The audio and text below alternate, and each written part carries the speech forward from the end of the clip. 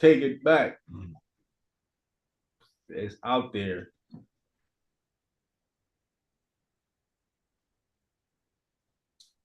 All right, we are officially live on the Facebook and on the YouTube. Let me click on the YouTube. We got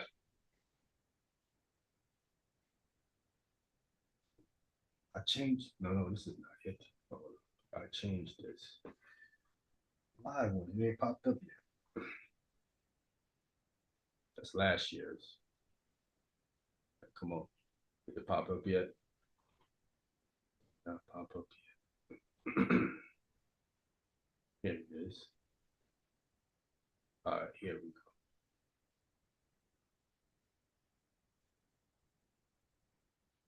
Okay, Hosea chapter 2, we're starting at verse 1. Hosea, this is where we left off last time. We're going to try to see can we go all the way to chapter 6. Let me pull it up on the screen. This is where we left off.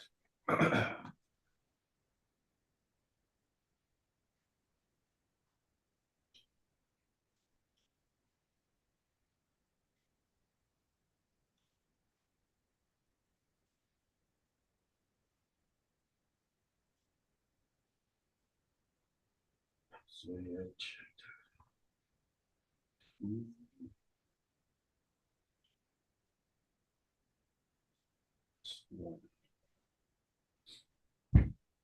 All right, who got that? I'll take it. Go ahead. Hosea chapter 2 from the top. Say ye unto your brethren, Ami, Ami, and to your sister, Ruhamah, plead with your mother, plead, for she is not my wife, neither am I her husband. Let her therefore put away her whoredoms out of her sight, and her adulteries from between her breasts. Right. So Ami is my people. Rahuma is the pitied one. And plead with your mother, which is speaking of the land, right? And that's why we see Christ is getting married twice in Revelation. Getting married to his body, and he's getting married to the new Jerusalem coming down. The Most High marries Israel, and he's also married the land as well. There's a marriage there as well, right? Your mother is the land. All right, go ahead. Verse 3. Lest I strip her naked and set her as in the day that she was born, and make her as a wilderness, and set her like a dry land, and slay her with thirst. Right. Go ahead.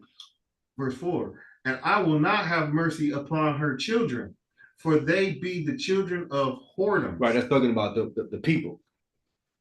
Worshiping idols is whoredom. Idolatry. Go ahead. Verse 5. For their mother hath played the harlot, she hath conceived them, hath done shamefully. For she said, I will go after my lovers that give me my bread and my water, my wool and my flocks, mine oil and my drink. Go ahead. Verse 6. Therefore, behold, I will hedge up thy ways with thorns, and make a wall that she shall not find her path. So he's blocking up their path so that they can't find their way. Go ahead. Verse 7. And she shall follow after her lovers, but she shall not overtake them. And she shall seek them, but she shall not find them. Go ahead. Then shall she say, I will go and return to my first husband, for then was it bitter with me than now. Right. So now she come back to the Most High, because it was better with the Most High than dealing with these idols of these other nations. Go ahead. Verse 8. For she did not know that I have her corn and wine and oil, and multiplied her silver and gold, which they prepared for Baal. So it was the Most High that gave her all these things. gave her wine and oil. She didn't know that, right? And that goes back to verse 5. Go ahead. Verse 9. Therefore will I return and take away my corn in the time thereof, and my wine in the season thereof, and will recover my wool and my flocks given to cover her nakedness. So taking away the stuff for the clothes. This is what happened into the northern kingdom of Israel. Go ahead. Verse 10.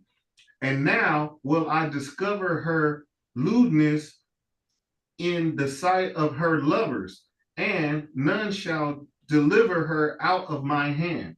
Go ahead. I will also cause all her mirth to cease, her feast days, her new moons, and her Sabbaths, and all her solemn feasts. So all those eventually we know ceased in the northern kingdom. Most High stopped all of that. They're being so wicked. Go ahead. Verse 12. And I will destroy her vines and her fig trees, whereof she hath said, these are my rewards that my lovers have given me, and I will make them a forest, and the beasts of the field shall eat them. Wow. All right, go ahead. Verse 13. And I will visit upon her the days of Balaam, wherein she burned incense to them, and she decked herself with the earrings and her jewels, and she went after her lovers and forgave me, saith the Lord. So that's what they was doing. This goes all the way back in Exodus 32, and Israel was going off, making that calf and everything else in the wilderness. Go ahead. Verse 14. Therefore, behold, I will allure her and bring her into the wilderness and speak comfortably unto her. So this verse 14 then flips it, comes all the way to the end. Right? Come all the way to the end. After they got judged, went to Assyrian captivity and everything else. And all the way at the end, verse 14 start to kick in. All right. Go ahead. Verse 15. And I will give her vineyards from thence, and the valley of Anchor for a door of hope, and she shall sing there as in the days of her youth, and as in the day when she came up out of the land of Egypt. Right, we came out of Egypt as we crossed the Red Sea. The next chapter, chapter 15 goes up. Israel sung a song to the Lord. That's when we was young, so we was singing. It's going to be like that back again. Go ahead. Verse 16. And it shall be at that day, saith the Lord, that thou shalt call me Ishi. Did I say that right? Yes. And shalt call me no more Baal. Baali. Baali. Yeah. Baali. Yeah, Baali. Ishi is husband or my husband with that I at the end. My husband. And then Baali is my Lord. Go ahead. Verse 17. For I will take away the name of Balaam out of her mouth. Baalim out of her mouth, and they shall no more remember by their name. Go ahead. And in that day I will make a covenant for them with the beast of the field. So we have a covenant with them with the beast of the field. All right. So we see that everything there's some kind of connection, right? Or contract or stuff being made, some kind of agreement for us to get along. All right. Can I get a precept?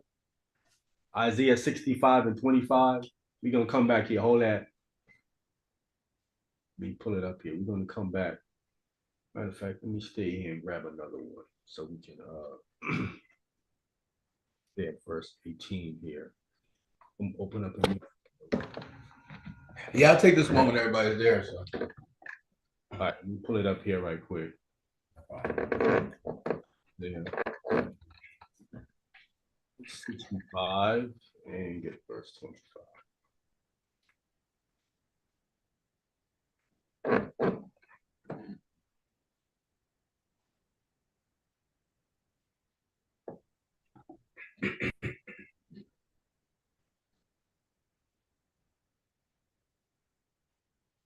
All right, can we get verse 24 and 25?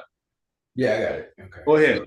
I'm reading from the book of Isaiah, chapter 65, starting verse 24, and it reads, "And it shall come to pass that before they call, I will answer, and while they are yet speaking, I will hear." This is where we trying to get to this point right here. Right? Before we call on the Most High, there's going to be an answer already. Wow. And while we are yet speaking, going to hear. So before you even finish talking, boom, it's there. Wow. Wow. That's wow. Wow. This is another benefit of you locking in. Wow. Right.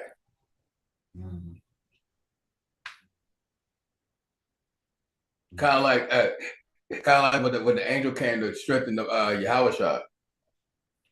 No, it's like, no, have you ever been where you're thinking about getting something, making something, and next thing you know, someone come with it? I mean, like, you read my mind, bro. I was just thinking about getting Yeah. have it right there for you. I was bringing this for you. Like they, you know what I'm saying? Like linked together. Here you go, Aria. Yeah, sometimes people on that wavelength, you know what I'm saying? Where before you, they're like, oh, ready for you already. Before you even then, you're like, wow. That's how this verse is right here. Wow. And me and Izar do that a lot. Wow. See, when y'all locked in on the same wavelength, right here, Israel can be the same wavelength with the Most High. All right, go ahead, brother. All right, read from the book of Isaiah, chapter 65, verse 25 reads, the wolf and the lamb shall feed together. The wolf and the lamb shall feed together. and the lamb gonna feed together. You don't see that today, right? No, not at all. Wolf and lamb gonna feed together. Two different. They don't hang out. They ain't buddies, none of that. They don't do that. None of that. Go ahead. And the lion shall eat straw like the bullock. Have you seen a lion eat straw? Nope. Straw. Like the bullock. You ever thought that the lion was a vegetarian? Never, huh? No. He is. Nope. That animal is a vegetarian. Right. That's how he was originally made. Wow. He gonna go back to his vegetarian. He gonna eat straw. Right. Wow. I could never imagine a lion eating. No. So they pick that hunting and killing meat to eat from humans. Survival. Oh yeah. It's survival. And flood. No. And because we out of order, right? There's no covenant with it. Right? You really need Hosea. Right. Make a covenant with you with the beast. Right. Beast of the field. Then we don't have that. I think there was one with who? Noah. No. I mean, dude who went in the cage. Balaam? No. Adam. Oh wow. Yeah. Adam. Remember he named them all? Yeah. Adam. Well, He had a covenant with Adam. Well, listen, they were just coming to Adam. Noah had him come to him too. Huh? Noah had him come to Well, him. most I said that no. Oh God. Yeah. Well, I sent him there. Yeah. Oh, you're right. Yeah. Yeah, but I think Adam would have a covenant with the animal. Y'all came to him and then he gave His name. and he named it. Right. He had the dominion over. Come.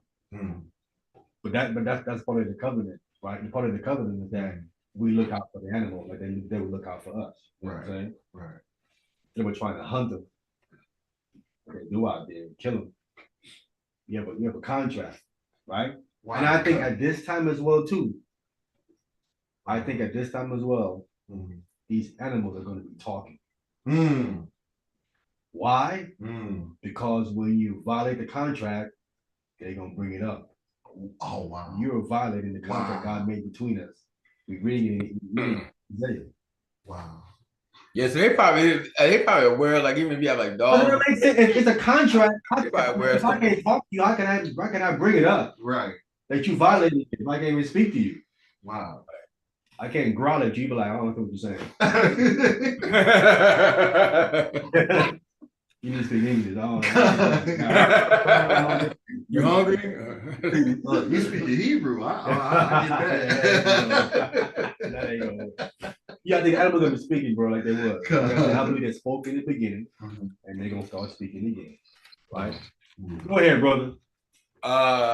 And the dust shall be the serpent's meat. Yeah, see? Serpents do eat dust. They don't, do they? Yes, they do. They just stick their tongue out. Yeah. It ain't just to kind of like their tongue is out there. They're trying to gauge the vibration in the air. When they stick their tongue out, snake do that. They're checking the vibration in the air. What they're doing. It is similar how dolphins do with their sonar. They send that sound out. Yeah. That sound hits whatever is there and gives them a comes picture back. Yeah. of what's there. Yeah. Snake do that with their tongue. Yeah. When they do that, dust in the air falls in their tongue too as well. So dust shall be the servant's meat. Go ahead. They shall not hurt nor destroy in all my holy mountain, saith the Lord. Right? Hurt or destroy in all the holy mountain for the land of Israel. Because there was a covenant that we're reading about in Hosea that was made with us and the beast. All of this is going to apply with. This is all into that covenant right there. And it was going to go back to where it's supposed to go back. And we go back to Hosea. Before I go back to Hosea, I want to say Shabbat Shalom, Arya. Shabbat Shalom, brother. Shabbat shalom, Mark. What's on, brother? Shabbat shalom, man. I'm gonna read 18 over again. Right? Come. Go ahead. Hosea chapter 3, starting at verse 18. And in that day I will make a covenant for them with the beasts of the field, and with the fowl of heaven, and with the creeping things of the ground. And I will break the bow and the sword and the battle out of the earth, and I will make them to lie down safely. What about no more war? Mm. No more fighting in the earth. None of that nonsense. Remember, in the beginning, this is a garden, right? Eden is a garden, right? Then you have the Garden of Eden. It's a garden within a garden. There shouldn't be no war here. No one goes into a garden to war, do they? That was the garden. That in the garden, it's peaceful. Don't go back to where it's supposed to be, right? We're gonna lie down safely. Go ahead. Verse 19. And I will betroth thee unto me forever. Yea, I will betroth thee unto me in righteousness and in judgment and in loving kindness and in mercy. So we see how the Most High is going to bring us to Him, right? And this is the engagement. The engagement is in righteousness, right? It is in judgment. It is in loving kindness and in mercy. Again, all these things I'm bringing up this is kind of how you're supposed to be with your wife. Wow. Listen, the Most High is the ultimate example, right? He is the first example, right? When you see him do this, you're like, oh man, I need to follow that. Follow behind that. All right, go ahead. Verse 20. I will even betroth thee unto me in faithfulness, and thou shalt know the Lord. See that? See, obviously, this is way at the end. They don't know the Most High, right? And I will even betroth thee unto me in faithfulness. That means we're not going to no longer deal with any more idols. We're going to be faithful to the Most High and not leave, right? And again, the last part, you shall know the Most High. Again, this is part of knowing the Most High is to stick with Him. Be faithful, right?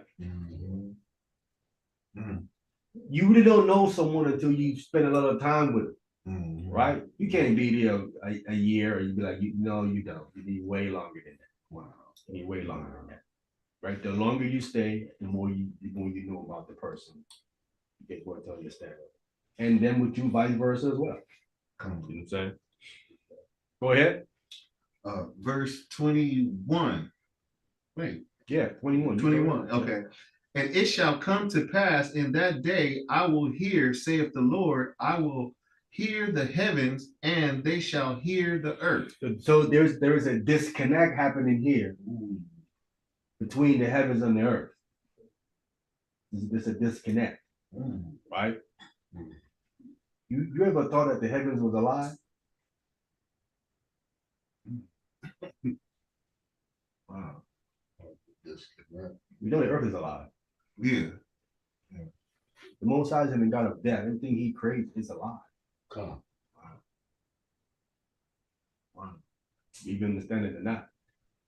And since it's alive, then there can be a communication, Mm. a talking, right? Mm. Because the earth can say, "Hey, wait, I need some. What? Need rain? I got that." Wow. The plants. Well, yeah. See, there's a communication. There's a harmony. Everything communicate with right. Oxygen. Come. But this happens in your physical body. Wow. Right? Mm-hmm. Don't your body limbs communicate and say, hey, brain, and he communicates and he sends signals here and everything's communicating Yes, and things sir. going. Wow. Right? Come. It also works in the car. Car too. The car does the same thing, Come. right? Come. When fluids are low, the brake thing sends a signal, hey, the fluid is past this point. You need to put some fluid in, the light will come on. Yeah. Come. It's all communicating. Right. Warning. Right? When it ain't communicating, you have problems with your vehicle. Right. Stuff's gonna be a malfunction and you don't know what's going on. Nothing is communicating. There's not a communication going through. Things are out of whack. Why? Because things are not communicating. There's no communication going in the system. Straighten what the problem is. We don't know what the problem is because where the problem is not telling the place to fix it what's wrong. Mm-hmm. We don't know. All it knows this part over here ain't working, but I don't know what's wrong with it. It's not telling me what's wrong with it. Come. Right. Troubleshooting. Go ahead. Verse 22. And the earth shall hear the corn, And the earth shall listen that even the corn is talking. The earth shall hear the corn. Go ahead. Wait, the corn is called an ear too. The corn is an ear of corn. Isn't that what it's called? You call it. I don't know. That translation to me just don't sound right. Wow. An ear of corn. What does that mean to you? An ear of corn? It's corn. Does it mean like an ear, or what you saying? What? Yeah, I guess so. I mean, Is it a length, a weight? What is it? Like bunny ears or something. What I'm saying, I don't know. You get a translation from an ear of corn. It's a measurement, definitely. Well, if you go literally, Mhm. and it's an ear, the ear here. Right. But a corn look like an ear. So I don't know. Right. Yeah. Go ahead. And the earth shall hear the corn and the wine and the oil, and they shall hear Jezreel. Jezreel. That's another name. That's another name for Israel. Jezreel. And they're gonna hear Jezreel, right? Mhm. All right, go ahead. Verse 23. And I will sow her unto me in the earth, and I will have mercy upon her that had not obtained mercy, and I will say to them which were not my people, that thou art my people, and they shall say, thou art my God. Right. This is where First Peter, he quotes this verse right here, right? All right, let's go on to the next. Let's go on to the next chapter. All right. Hosea chapter 3 now. We started at verse 1. All right, go ahead. Hosea chapter 3 from the top. Then said the Lord unto me, go yet love a woman beloved of her friend, yet an adulteress according to the love of the Lord toward the children of Israel, who look to other gods and love flagons of wine. Yeah, love to drink wine, right? Isn't that how the Israelites are here today? They love their drink. Love their drink, Big yeah. bottles. When I was coming up, they got their Manny Shepherd's. They love that Manny Shepherd. That's in season, out season, Manny Shepherd time. They had the other drinks too. What do they drink they had? Cognac. Cognac. Drink all All I saw was a whole bunch of Manny Shepherds all over the place. that too, but but now it's sangria. It's sangria now. That's what they own. That's what they own. Yeah, it's not the Manchester's anymore. I never checked with Manny Shepherds even kosher. I just assumed because they had it, then it must have been. They have the K. Does it have a K on it? Like that? I don't remember. Maybe. I can look. I'm not sure if that Manny Shepherds is. Yeah, honey. Anyway, I'm assuming it had to be if they were just drinking a lot. They just love the drink. Of course. That Yes. was the big deal. Now they just see it, they love it because they see it, they want to drink it. They love flagons of wine, as the Most High say here. So he said, then the Lord, yeah, they doing that. What's that? The drunken That's master. right. That's the French Sanford? Yeah. Then said the Lord unto me, go yet and love a woman the love of her friend. So that means it seems like if the Most High telling Hosea to go love a woman beloved of her friend, it looked like the woman that he married in chapter 1, Gomer, probably died. So he got another woman, beloved of her friend. I guess her friend would have to be Hosea, someone that he knows, because his wife had died. Can we jump back? I want to jump back real quick to show this. Can we get Hosea chapter 1 to show the woman that he originally married? And if God is telling him to go get another woman, it must have been that something happened to Gomer. Let me pull it up here. Hosea chapter 1, I think it's verse 6.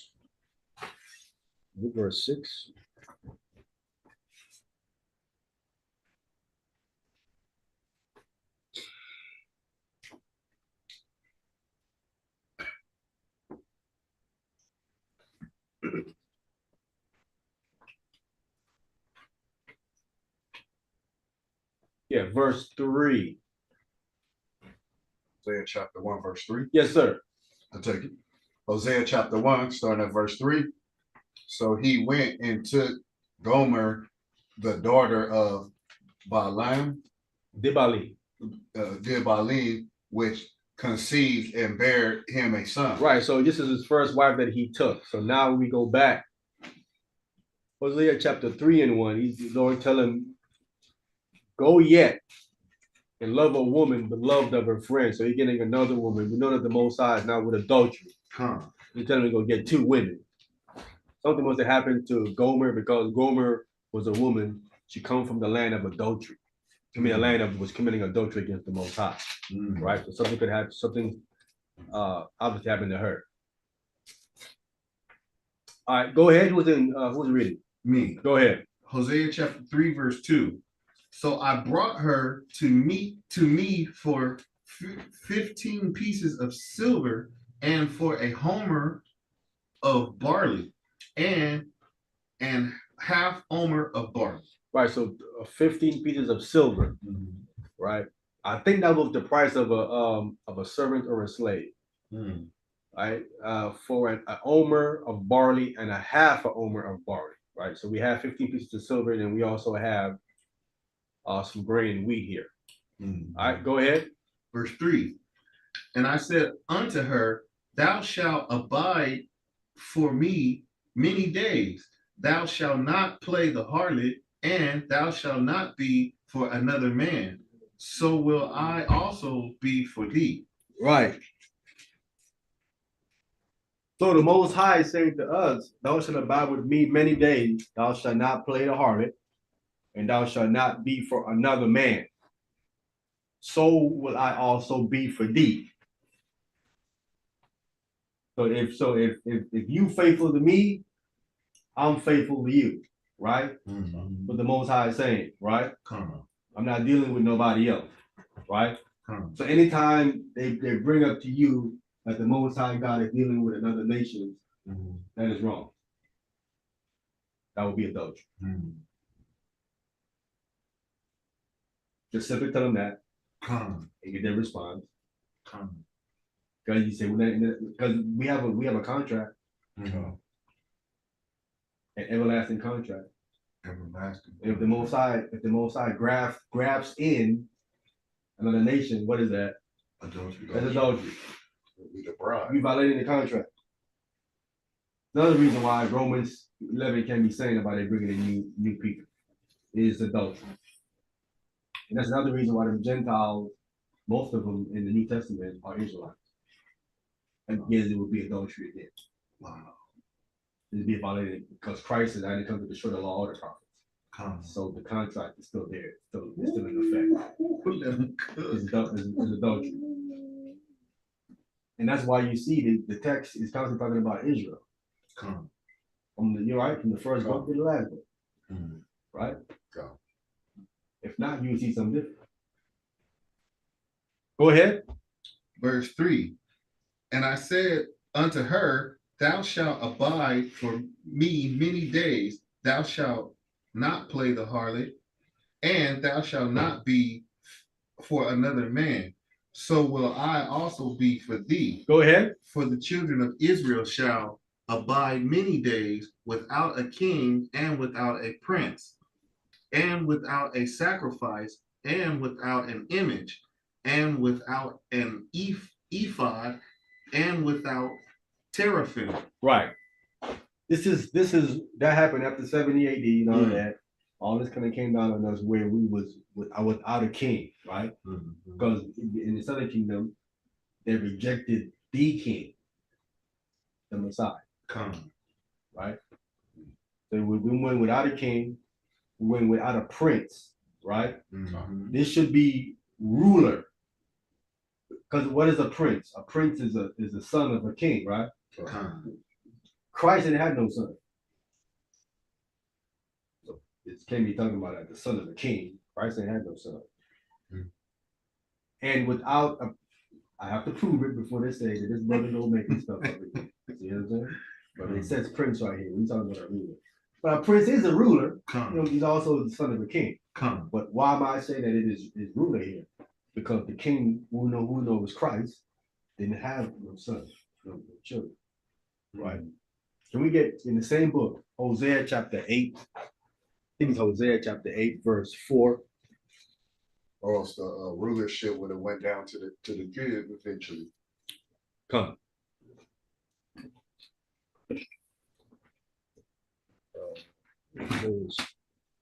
Let me see if I'm correct. Right. Yeah, Hosea chapter 8, verse 4. Who got this? I'll tell you. Go ahead. Hosea chapter 8, start at verse 4. Yes. They have set up kings, but not by me. See that? They setting up kings, not by the Most High. According to Torah, it's supposed to be picking or chosen by the Most High. Go ahead. They have made princess, and I know it not. They have made princess, and I know it not. Now, can you make someone a prince? Come. How? I mean, well, it won't be a prince, but certain people Nah. try to Can't hold make a on. prince. The prince is the son of a king. Come. So if they're making princes, logically, this would obviously mean they're making what? Rulers. Can you make a ruler? Yes. You can make somebody a ruler. Yeah. You can't make him a son of a king if he ain't come, you don't send from the king, The bloodline. right? Like Solomon brother was trying to be king, but a red ball. Yeah, but he's the son of the king. And what do you mean, kind of like, I kind of like in this country, you have the president, like, like Trump is gonna have his cabinet members, something like that. Yeah, I'm saying when we reading in the third chapter there where it says and they made that he's not a prince. I'm saying that's ruler. Right. And this verse right here, letting them know when you and they have made princes. You mean but they made rulers. Come. You can't make princes. Yeah, you can come. You know, You can't do that. only a king can. Only if he's a son of a king. He's automatically a prince. Logically, this will be translated. They've made rulers. Right. I'm showing you what I'm saying in Hosea 3 when it says they without a prince, it's rulers. To be without because in Jerusalem, the rulers were the scribes and the Pharisees, right? Right. Which the people are the one that made them that. Right. God didn't sanction them to do that. He made them that. Yes, sir. So that's another reason why they normally keep it in the blood, keep it in the family. Come. Because like my kid gonna have to take over and keep his Facts. kid gonna have Yes. to Israel. Yep. But they don't teach you that the church was that Christ started was being ran by his family descendants.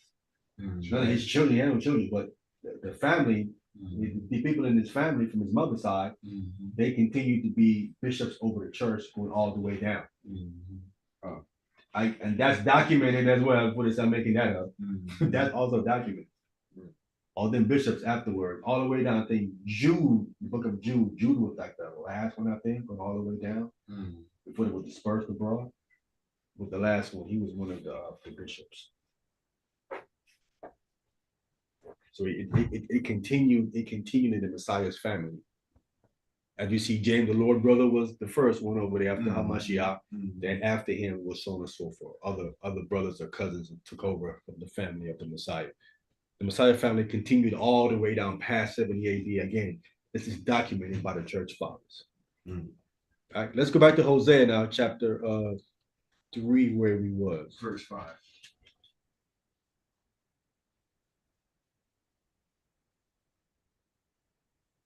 No, we left. Oh, okay, I left. Okay, let me go back. I went to 8 here.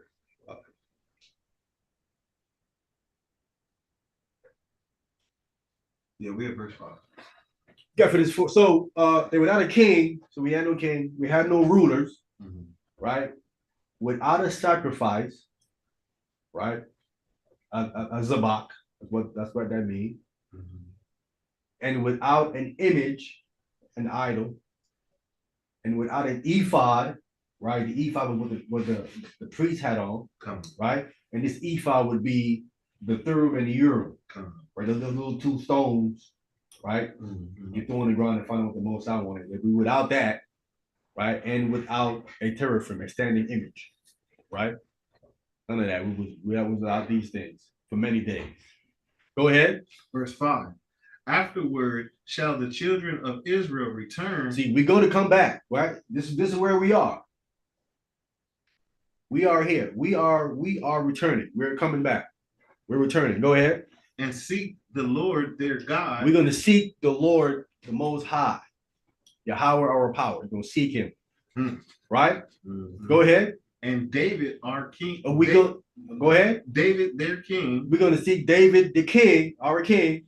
He's one of the kings. We're going to clear this. I got to clear this up for the Tanakh only people, right?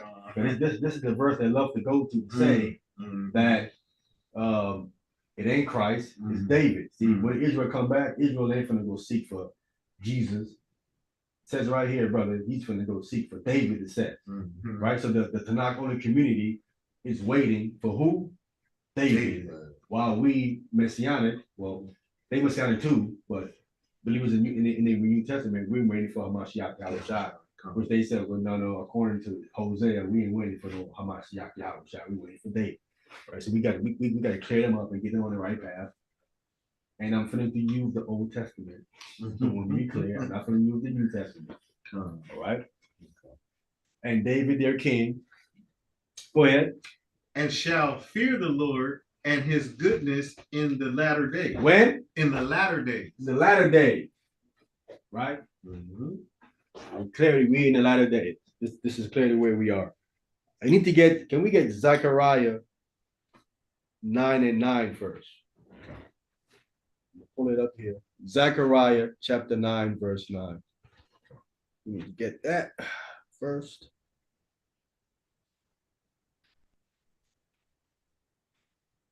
Yeah, I got this one when everybody's there. So.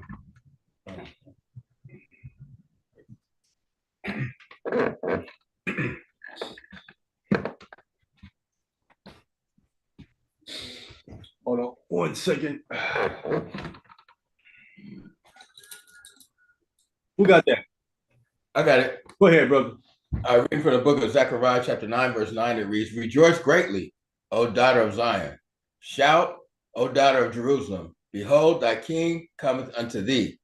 He is just and having salvation, lowly and riding upon an ass and upon a colt of foal of fowl of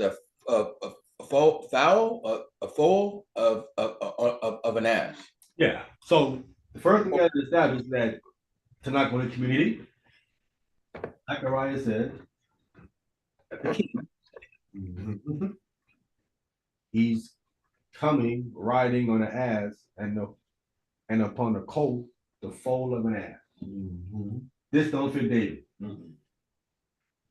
Unless you're waiting for David in these last days to come riding on an ass and the colt, the foal of an ass. You mean been waiting? If this is David, you waiting for because David did this when he was alive. Right. Must be in a lot of days, another time you waiting for some man to come riding on a donkey, right?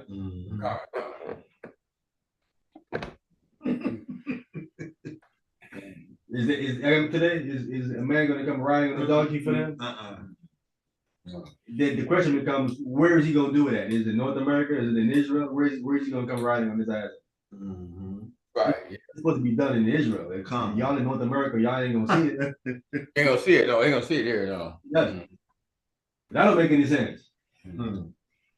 This happened with Christ in the first century. We read about it. This is what happened. Establishing the king, the king is the Messiah. Hamashiach Yahweh. He fulfilled this. I'm not saying David isn't the king. Let's be clear. I'm gonna show you David is a king, but Hamashiach is King of Kings. We're going to show that, right? So we have no issue with you want to call on David. No problem with that. We don't go against what Hosea says right here. By all means, wait on David, call on David, your king. You have to acknowledge the king over him. Come. That's what y'all missing. I'll show you. Come. Or please explain to me, do David fulfill this right here. All right? Clear.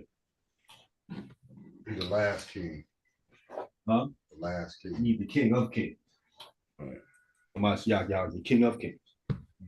And let's get the next verse. Let's get Jeremiah chapter 30, verse 9. Jeremiah chapter 30, verse 9.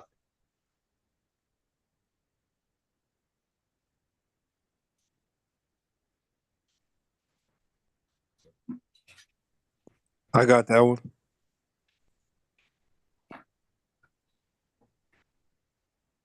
All right, go ahead.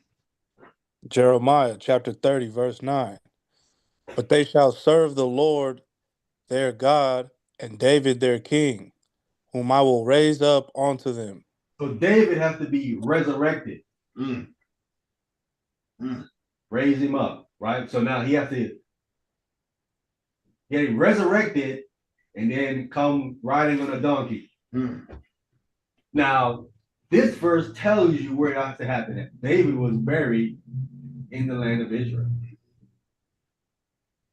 He used to be raised up in the land of Israel and then get in a donkey and come, I guess, riding, into Jerusalem, which is not there.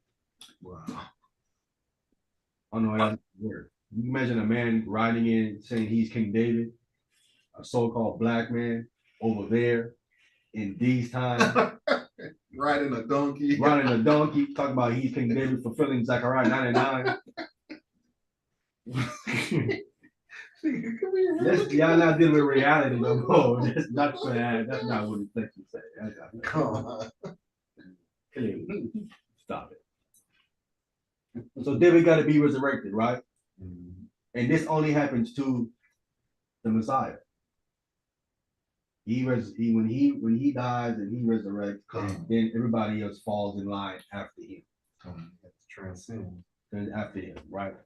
I'm showing you David got to be resurrected. Again, I'm not negating that David is not a king. It says right here, they're king. He's just not the king of kings. That's the only issue there. I want to get the book of Jeremiah from there. Let me get Jeremiah. Get the right chapter.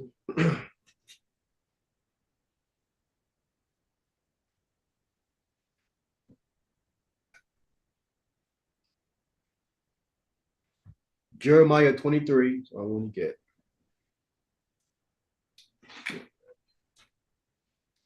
Same book we're in.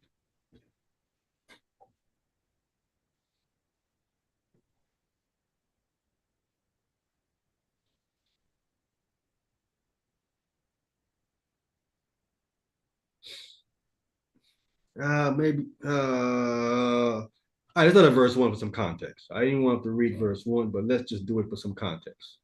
I did it. All right, go ahead. Jeremiah chapter 23 from the top.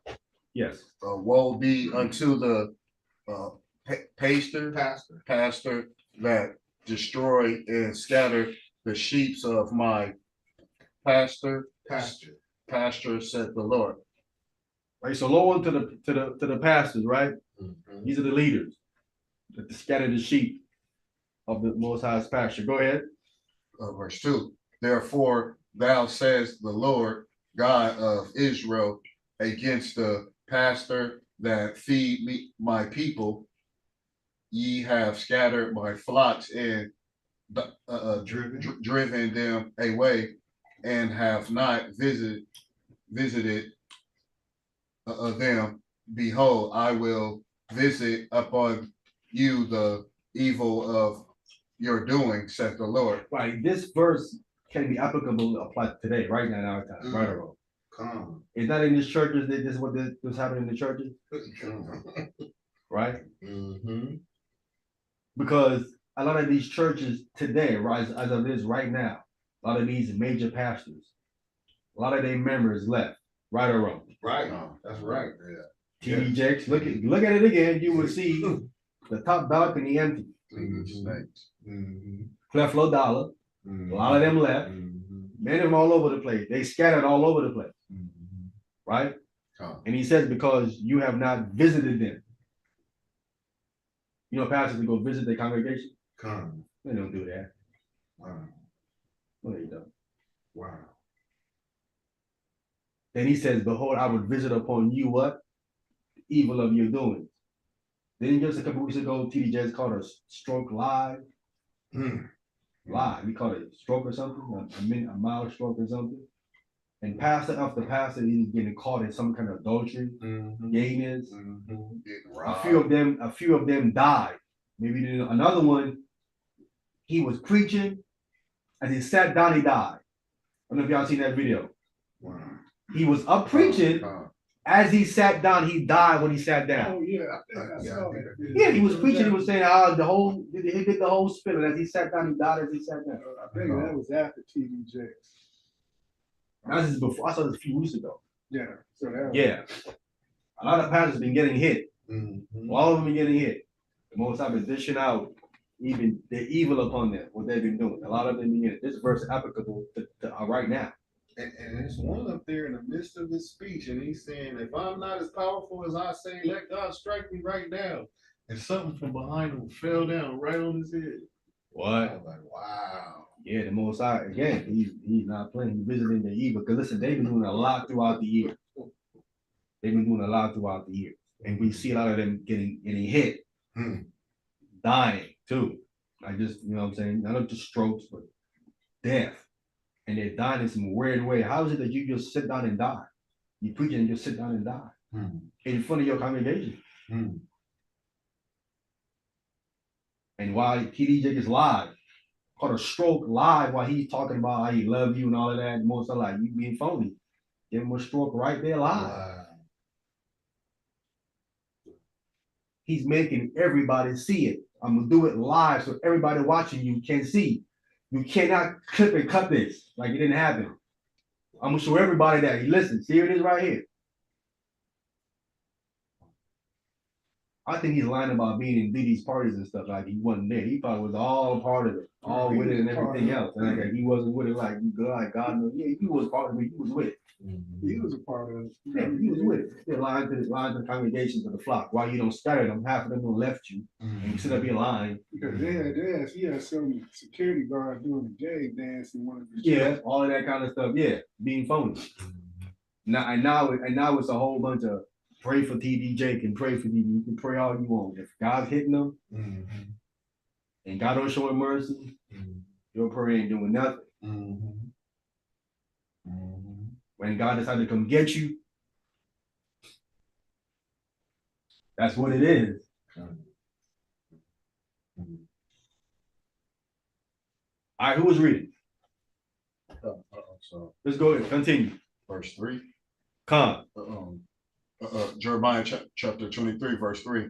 And I will gather the remnant of my flock out of all countries whither I have driven them, and I will bring them again to their folds, and they shall be fruitful and increase. All right, so the Most High gotta now step in because these guys that they're sitting over there wasn't doing their job. He gotta step in. I gotta gather my remnant. All right. Here's the verse I want. Go ahead. Who got this? Verse 4. Yes. And I will set up shepherds over them, which shall feed them. So the Most High now says he's gonna set up not one, it's an S, shepherds over them, and these that he set up, they're gonna feed them. Go ahead. And they shall fear no more, nor be dismayed, neither shall they be lacking faith. Says the Lord. Right. So now he's gonna set up shepherds over them. All right. Can I get the book of Ezekiel, chapter 34, verse 23? Ezekiel 34, verse 23. Let me go over here. Let me stay where we are.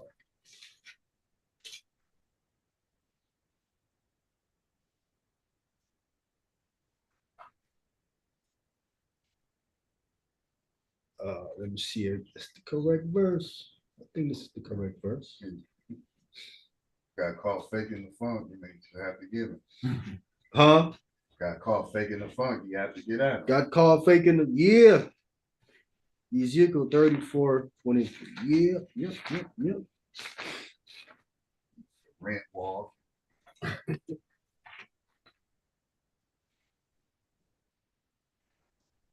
All comes right. All right, who got that? I got Ezekiel chapter 34, verse 23. Yes, go ahead. And I will set up one shepherd. Here over we them. have it, right? Jeremiah tells us it's going to be shepherds. So this is just speaking of one of the shepherds. Come. Do that make sense? Or am I getting it wrong? Jeremiah said with an S shepherd. Yes, shepherds. I'm going to set up one shepherd. This is speaking of one of the shepherds, right? Come. Go ahead. And he shall feed them, even my servant David. So David is a king. He's also called here a shepherd, right? Again, Jeremiah let us know there's going to be more than one of them, right? Come. We just read shepherds with an S. With an S. Right? So if David is a shepherd and David is a king, then there's got to be more than one king. Come. Tanakh only people. Go ahead. He shall feed them, and he shall be their shepherd. Right? Go ahead. Verse 24. And I, the Lord, will be their God, and my servant David, a prince among them. Now we're getting clearer. Listen. You see? Now we're saying David is just a what? Prince. Just a prince among them now. Tanakh only. Explain that. The prince among them. Go ahead. I, the Lord, have spoken. The Most High said he has spoken. All right, we clear. I'm showing you the difference in the nuances and how he talks about David being a shepherd, a king, and a prince. When he's a prince here, who the king? Tanakh only people. Please answer that. Wow, wait a minute. If Christ is and David's a prince here, then Who the king then? Most High Son. That's why he's the King of Kings. That's why he's the King of Kings. Wow. There you go. I want to get Ezekiel. We're gonna stay in Ezekiel so we can get more clarity. We need more. I need more clarity, brother. Got it. Got it. Got it. That was good. Ezekiel 37, verse Uh. 24. That was good. Ezekiel 37. And we need to get verse 24. I'll take this one.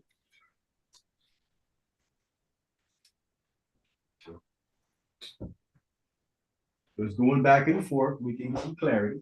All right. Go ahead, Tony. Ezekiel chapter 37, reading verse 24. Uh-huh. And king, my servant, shall be king And David. over them. And David, my servant, shall be king over them. We clear. David's a king over them. He also raised a prince. He also raised a shepherd. Right? Go ahead. And they shall all, and they all shall have one shepherd. And they also have one shepherd. Go ahead. Again, let me pause again. Let's pause again. Jeremiah says shepherds. Unless you're saying Jeremiah didn't say shepherd. I know it is saying one shepherd here. I don't want to be like, I'm not like, I don't understand what it's saying, or I'm trying to breeze over anything, because I don't breeze over nothing. Unless you're saying Jeremiah is wrong.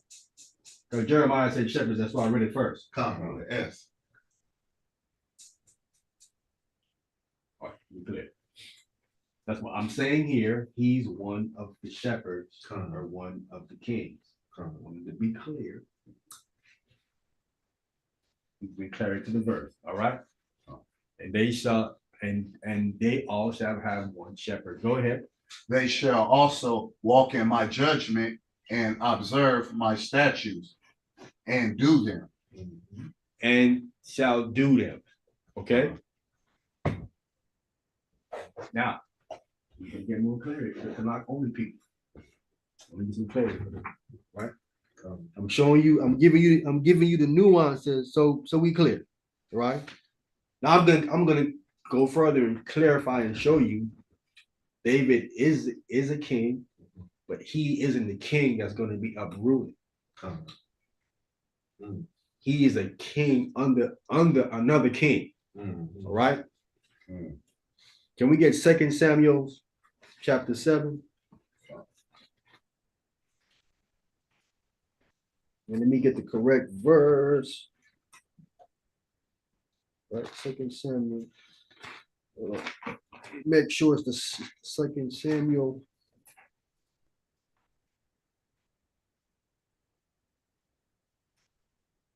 Yeah, 2 Samuel chapter 7, exactly what I'm looking for. Yeah, let me punch it up here.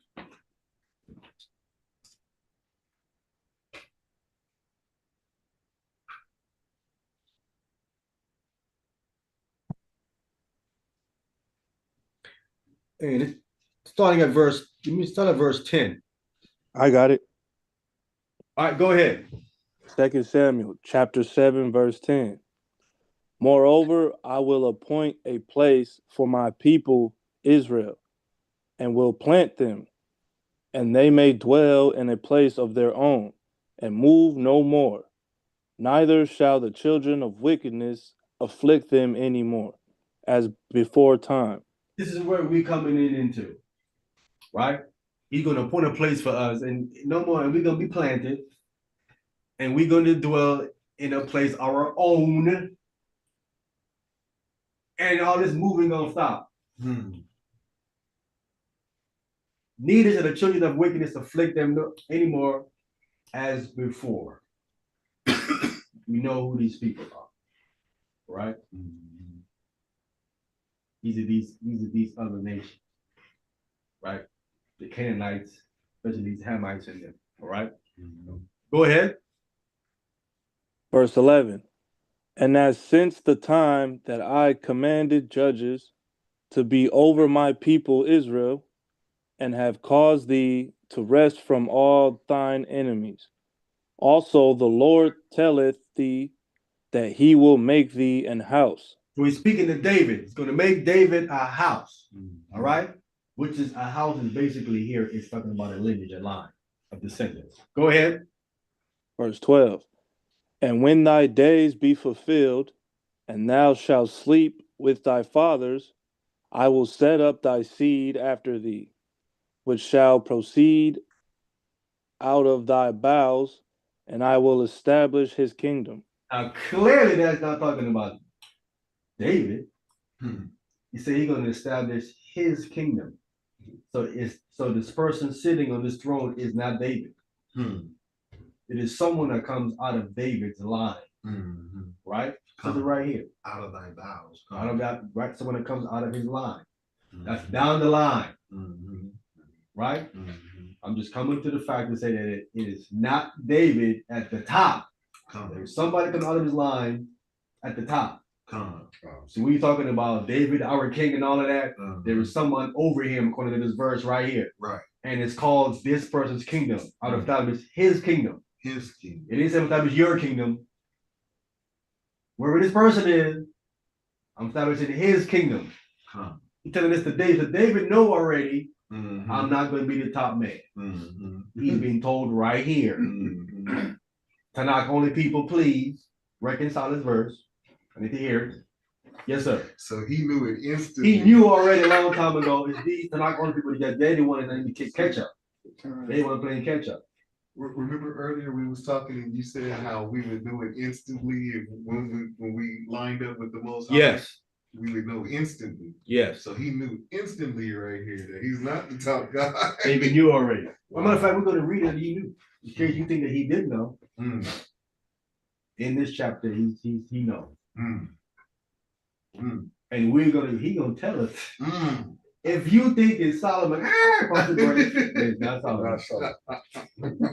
That's Solomon. Go bump your brakes right quick. All right, go ahead. Verse 13. And he shall build a house for my name, and I will establish the throne of his kingdom forever. This eliminates Solomon. Solomon throne was never established forever. That part eliminates. The first part, yeah, he built the house for the Most High name. But the last part eliminates him completely. So it's not Solomon, right? So David's next son, Solomon, we can rule him out. It's not him. All right. Go ahead. 14. I will be his father, and he shall be my son. If he commit iniquity, I will chasten him with the rod of men, and with the stripes of the children of men. Yeah, so I will be his father, he'll be his son. We know that. We know that's somebody. We know who that is. All right. Now I want to just jump down to the part with David. With David, no. Jump down to verse 19. Oh, give me 18 and 19. Verse 18 and verse 19. Okay. 2 Samuel chapter 7, verse 18. Then went King David in and sat before the Lord, and he said, Who am I, O Lord God? And what is my house that thou hast brought me hitherto? Hitherto, time, yeah. Who am I? David's like, who am I? I'm nobody. I'm dirt and ashes. You know what I'm saying? And what is my house? What is my lineage that thou has brought me to this point? Right? Go ahead. 19. And this was yet a small thing in thy sight, O Lord God, but thou hast spoken also of thy servant's house for a great while to come. And is this the manner of man, O Lord God? All right, so David clearly knew right here that he has spoken also to that of thy servant's house, what? For a great while to come. He knew this is way down the line, way over there. That hits who? Tanakh only people, please. You gotta tell me if David knew it was way a great while to come, who is this? It's like 500 years. You know what I'm saying? You went all the way to Christ. The Messiah. This is who he's speaking of. And then the last thing he says right here is this the manner of man, O Lord.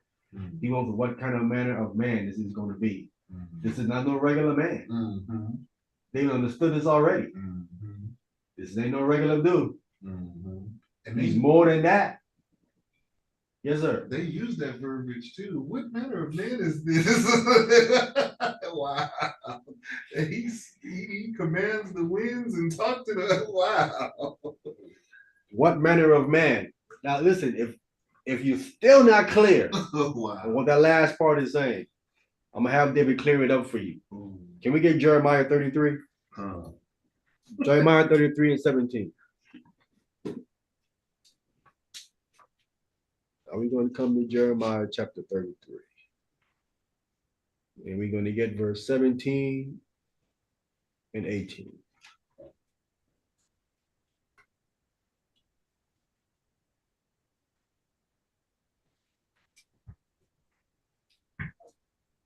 All right, who got Jeremiah 33, verse 17 and verse 18? I'll take this one. Go ahead. Jeremiah, chapter 33, starting at verse 17. For thus said the Lord, David shall never want a man to sit upon the throne of the house of Israel. Yeah, huh? So there it is right there. David don't want a man on there. God. He don't want just no regular physical man on there. Mhm. He wants something more than just a physical man. Mhm. And that's why we're saying it's the Messiah. Come. We talk about it in the New Testament, right? Come. He's more than just a regular man, right? Mhm. Clearly. And he didn't even come like a regular man. Come. He's more than a regular man. Come. And we know he is the Son of God, as it says that we read in Samuel. I shall be his father, he shall be my son. Come. Which person in the line of David, that David said, for a great while to come, Mhm. that fits that? Only fits one person, this is the Messiah. Come. Right, we clear. Go ahead.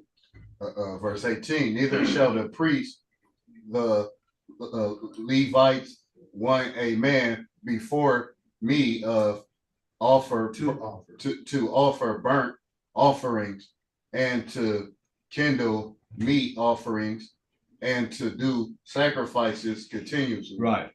And this is why Jesus Christ combines both. He's king and priest. Come.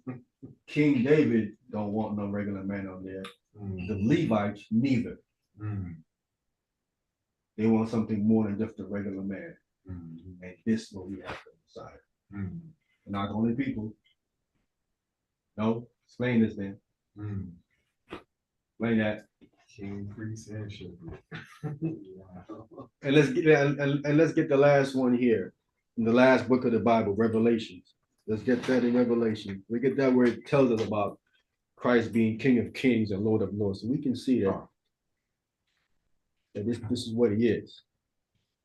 As a matter of fact, yeah, let's get the last book. Before I read that, let me read the 5th chapter. Jeremiah chapter 5. No, Revelations chapter 5. And yeah, that's verse 10. We get right to the point. I want to get right to the point here with this so we can understand what I'm saying, that he's King of Kings. All right.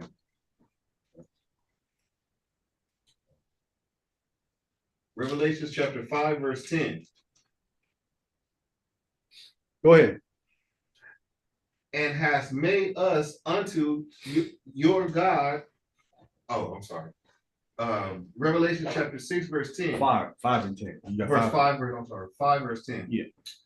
And has made us unto our God kings and priests, and we shall reign on the earth. So kings. So we right here. So these men that's with Christ, they are kings, one of them. And they are also priests at the same time. So the person over them would have to be king of kings. Mhm. Only makes any sense, Mhm.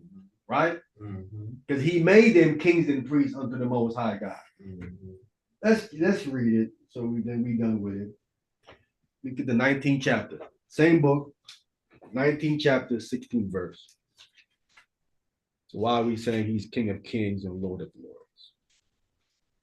This again for the Tanakh only people, because again, as the brother asked the question in the beginning, we are watching. We got to tell them where they're going wrong, to clarify the verses for them in the Old Testament, and to point them to the Messiah, the true Messiah. Come, Y'all should be believing in Hamashiach Yahushua, come. man in the New Testament, we believing in him and waiting on him to come. Mm. Matter of fact.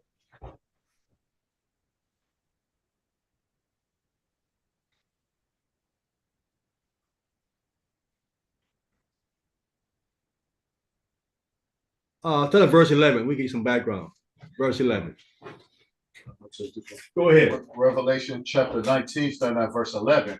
And I saw heaven open, and behold, a white horse, and he that sat upon him was called Faithful in Truth, and in righteousness he does judge and not war. And make war. And make war. Right. So in the first chapter, in the 5th verse, he calls Jesus Christ the faithful witness.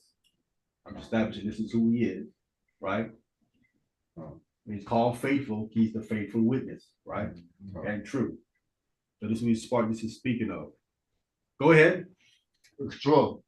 His eyes were a flame of fire, and on his head were many crowns. Now, why would he have many crowns on top of his head? Because he's passing them out, making other people kings. Right? On his head, he had many crowns. Right? Another to show he's king of, he has many crowns. Many titles. So if he's making the other one kings and priests, they need one of the crowns, right? Come. I bet his crown is bigger than the rest of them. Go ahead.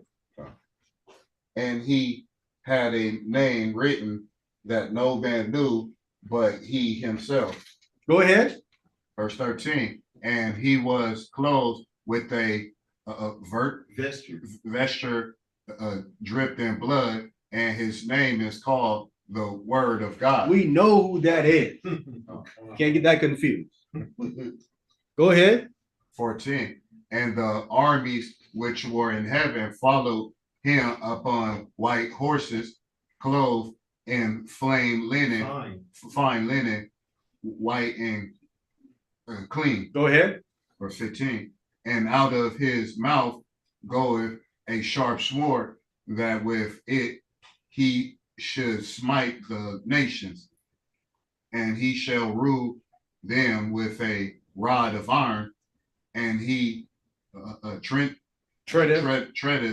the wine press of the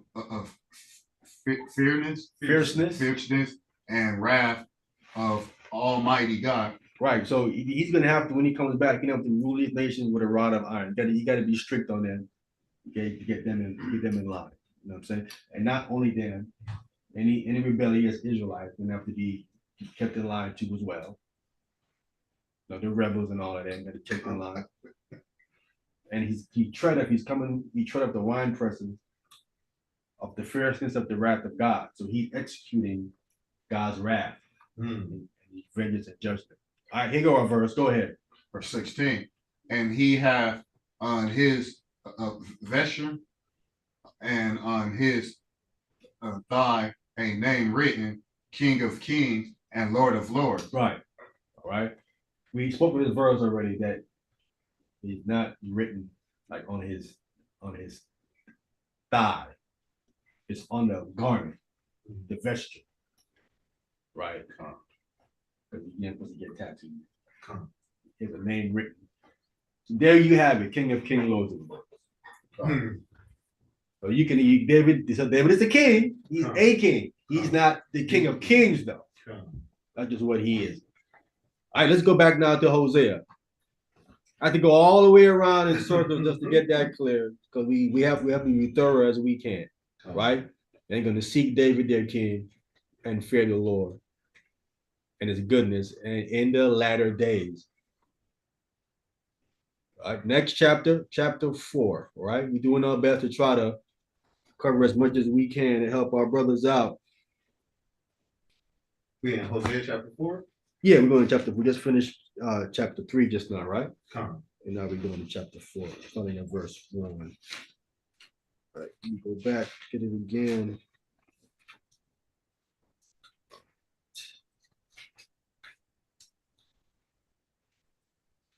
All right, you guys, who got that?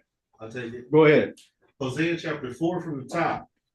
Hear the word of the Lord, ye children of Israel, for the Lord hath a controversy with the inhabitants of the land. The Most High have a problem with these people, right? He has a dispute or a contention with them. Go ahead. Because there is no truth, Because there's no what? no truth, There's no truth. Go ahead. nor mercy, Uh-huh. nor knowledge of the Most High in the land. So what's going on in the northern kingdom? A whole bunch of lies up there, no mercy with each other, and no knowledge of God who's in the land. Go ahead. Verse 2. By swearing and lying and killing and stealing and committed adultery, they break out and blood torches blood. Blood toucheth blood, right? Blood touches. So swearing is swearing falsely, right? Lying, murdering, to be murdering there. Mhm. They're violating, this is violation of the 10 Commandments. You just see it, right? Come. Lying, murdering, stealing, committing adultery, breaking out, and blood toucheth blood, meaning it's murder after murder after murder. It's just a continuing cycle, just continuing. And they're not stopping. This is what's happening up there in Samaria. Most I had to come and bring the Assyrians on them. And the Assyrians was a ruthless people. Mm. People don't know the background of the Assyrians. When the Assyrians came for the Northern Kingdom, you don't know what the history, the Assyrians was known to cut heads off, stick you on, you see what's like a Zulu, how you were doing them on them poles? Yeah. They were doing that to people back then. The Syrians were sticking people on poles. So they back, cutting their heads off, doing them dirty. Mm. They was no joke. They tell you the Syrians, when they come for you, they are not playing. Mm. If you don't surrender and have to go to war against you, when they take you over, they cutting heads off, women, children, they don't care. They slaughtering people like and murder them in kind of some horrific ways. And What they was doing. these was the Romans, Assyrians. was it Italians? What would it say? Yeah, It was what? I mean, now I was gonna say Syrians, right? Yeah, the Assyrians. There wasn't no Italians and nothing like No. I'm thinking Assyrians probably. No, not you saying Sicilians? Is that what you saying? Yeah, I'm probably. No, not thinking, Assyrians. Assyrians. that. Assyrians. Yes. Syrians didn't come later. Later come. Yeah. But the reason why you can see how Israel themselves was murdering and stuff like that. Blood touches blood, lying and stealing, doing a whole bunch of stuff. Mm. The most I brought one of the ruthless nations on them. That's ruthless like that to execute judgment upon what they were doing. Right? You don't hear the highlight about how the Assyrians was doing it like he did them dirty. I want to be clear, he did them dirty up in there. So we were breaking. And they deserve it. We really want how they doing, how they operate. Whether you're dead, breaking a commandment. Yeah. They breaking the contract. All right, go ahead. Verse 3.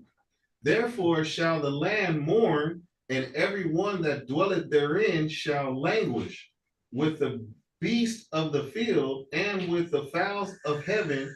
Yea, the fish and the sea also shall be taken away. Yeah. The Assyrians was no joke, bro. They came to destroy everything. They messed the land up, fish and everything. That's how they move. Like they took it personal when they came. Like they was executing God's judgment. It was just, we can get everything. Go ahead. Verse 4. Yet let no man strive nor reprove another. Right. They'll stop all that back and forward and don't try to correct nobody because you're all wrong. You can't correct, ain't gonna correct someone that you wrong too. Moses said, stop all that nonsense. Go ahead. For thy people are as they that strive with the priests. With the priest, right? Mhm. How are you striving with the priest who's giving you the word of God? That's who they are, right? Mhm. They don't respect what the priest is saying. Oh, shut up, quiet, Wow. right? Wow. They were striving with the priest that was even left there in the land until the point where the Rehoboam kicked him out. Hmm. He kicked all of the Levites out. Got rid of the Levites. There's the people that strive it with the priests. All right, let me get that right quick.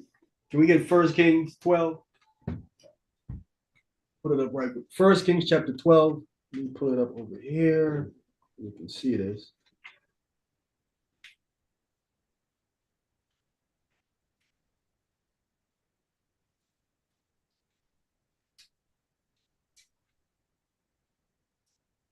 So it's about first 10. Yeah, I got this one. When everybody's there. Oh, 1 second. We got to read down.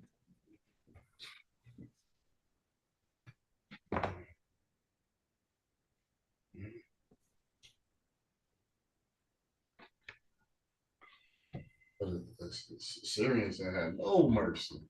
They didn't even know what mercy was. Like, huh? Oh no, bro, because Never heard of they that. would actually come and execute God's judgment. Because Israel would not listen to the prophets that were sent to them. No, they couldn't. They were bad, bro. I just wanted to say they would be real wicked, bro.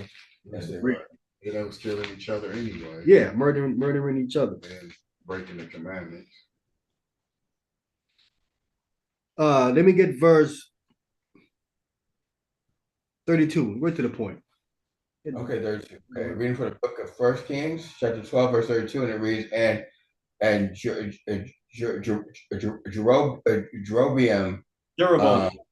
Jeroboam. Jeroboam Yeah. adorned a feast in the 8th month. On the 15th day of the month, like unto the feast that is in Judah. Stop right there. He's not doing the Lord's feast. He's trying to mimic it, but he's putting it in a different month, right? Like the feast that's in Judah. There's a feast in Judah in the 7th month. He's doing his in the 8th month. On the 15th day of the month. He's doing it a month later. Yes. Tabernacle. He said, "No, I'm gonna do another one a month later, like the one that's in Judah." All right, go ahead. And he offered upon the altar. And did he in Bethel, sacrificing unto the calves that he had made. And he placed it in Bethel the priests of the high places which he had made. He making his own priest. He's making his own priest. Then what he did was he kicked out the Levites. He sacrificed. He can't be doing that. He's not a priest. So he got rid of the Levites. Wow. All right, the last verse. All right, verse 33. And so he offered upon the altar which he had made in Bethel the 15th day of the 8th month, even in the month which he had devised of his own heart, and ordained a feast unto the children of Israel, and he offered upon the altar and burnt incense. He's being wicked, committing adultery, right? Let me get one more. 2 Chronicles 11. We're gonna go back to Hosea.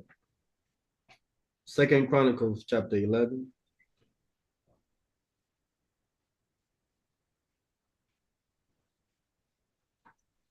I think it's verse 10 and 13.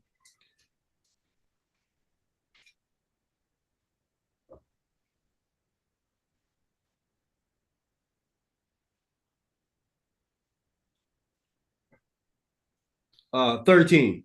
We'll take this one. Go ahead. 2 Chronicles chapter 11, verse 13. And the priests and the Levites that were in all Israel restored to him out of all their coast. resorted unto him. So all the Levites, the priests that was up in the northern kingdom, they resorted unto him, meaning unto Rehoboam, son of Solomon, in the southern kingdom, out of all of their coast. Right, go ahead. 14. For the Levites left their suburbs and their possessions and came to Judah and Jerusalem, for Jeroboam and his sons had cast them off from executing the priest office unto the Lord. See, he kicked them all out. So now you got to make priests. So they don't. So they were striving with the priest that was up there, reading in Ezekiel, and then kicked all the priests out. Go ahead. Verse 15. And he ordained him a priest for the high places, and for the devil, and for the calves which he had made. So we see here that this text says he ordained him priest for the high place. It says, and for who? Devils. He's dealing with demonic forces. When you're dealing with idol worship, statues, and all that, there is a demonic force behind that. You think you're dealing with a statue, you're dealing with some demonic force behind that. There's one for the calves, which he had made. So he's making idols, but there's demonic forces behind it. Go ahead. Verse 16. And after them, out of all the tribes of Israel, such as set their heart to seek the Lord God of Israel, came to Jerusalem to sacrifice unto the Lord God of their fathers. So you had many people in different tribes in the northern kingdom who stuck to the Most High God. They left and they came down to the southern kingdom. So now you get to understand how the southern kingdom, even though it was predominantly 3 tribes down here, how they were so formidable, because you had many people from the northern kingdom that came down. So it wasn't just 3 tribes, Right. Judah, Benjamin, Levi. Right. You had specks of other tribes that came down with them as well, and kind of made the southern kingdom strong. Right? Go ahead. Verse 17. So they strengthened the kingdom of Judah and made Rehoboam the son of Solomon strong 3 years. For 3 years they walked in the way of David and Solomon. We stop right there. After 3 years, we know what happened. They back on their nonsense again. They back on their nonsense again. So this is the reason why Abraham had to leave and start a new race, because his father was idol worshiping. God. Yeah. You see when they lock in for 3 years and then it's back on this nonsense. Right. You know what I'm saying? Right. I had a problem with being consistent. The Buddha statues, the Mary statues. What is the problem with being consistent? Even the gold bull, the calf. Come. Let's go back to Hosea. We was now, right? So now we're in verse 5. Hosea chapter 4, verse 5. Go ahead. Hosea chapter 4, verse 5. Therefore shalt thou fall in the day of the prophet, also shall fall with thee in the night, and I will destroy thy mother. Just what happened when the Syrians came up in there, right? They fall in that day. And that prophet, which is the prophet of God, was lying to them. Because here the prophet of God would say, "This happened to you." Then they had the old false prophet, he would come and he said, "No, that ain't gonna happen." The Lord didn't say that. So that prophet, he also fell as well. He fell along with them. And he also destroyed the land. Go ahead. Verse 6. My people are destroyed for a lack of knowledge, because thou hast rejected knowledge. I also reject thee, that thou shalt be no priest to me, seeing thou hast forgotten the law of thine God, and I will also forget thy children. The descendants.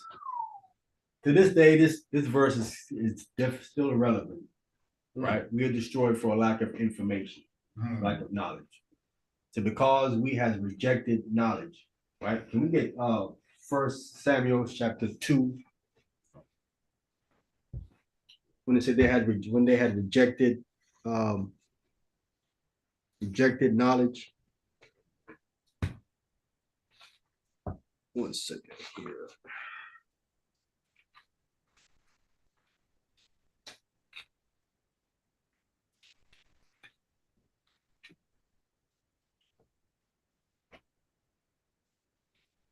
And we're in verse 4, 6. First Samuel chapter 2, verse 3. Let me pull it up here.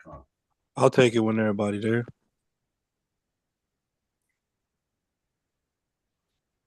First Samuel chapter 2 and verse 3. All right, go ahead. 1 Samuel chapter 2, verse 3. Talk no more so exceeding proudly. Let not arrogancy come out of your mouth. For the Lord is a God of knowledge, and by him actions are weighed. When it says they rejected knowledge, who they rejected? God. God is a God of knowledge. When you reject knowledge, you're rejecting God. He's a God of knowledge, right? It says, and by him, actions are weighed.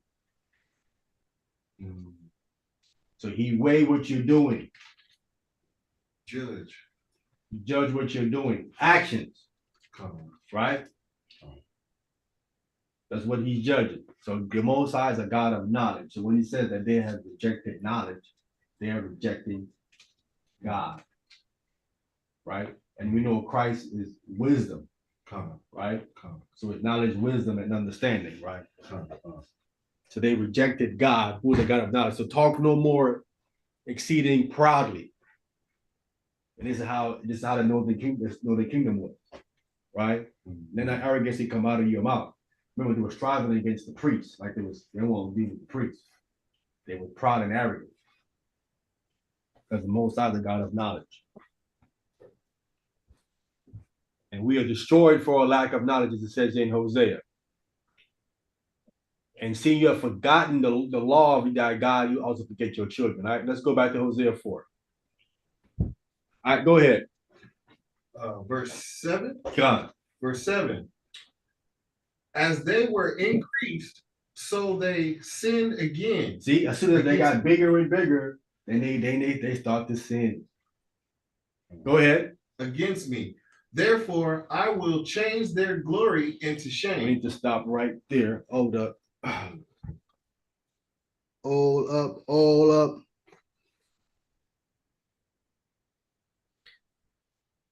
Now let me show you that this verse is translated incorrectly. All right. Therefore will I change their glory into shame. Why is this verse translated incorrectly? Who's the glory of Israel? The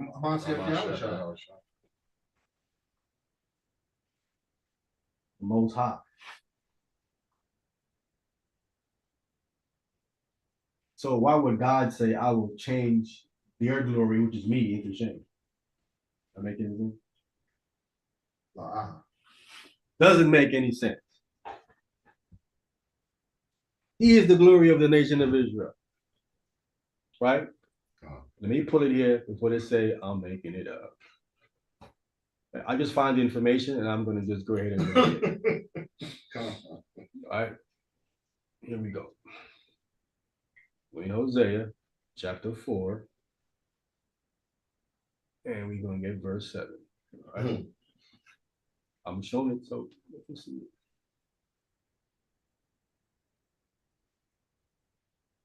All right. Sin, Hebrew, Chada. It says, therefore will I change their glory into shame. You see, right?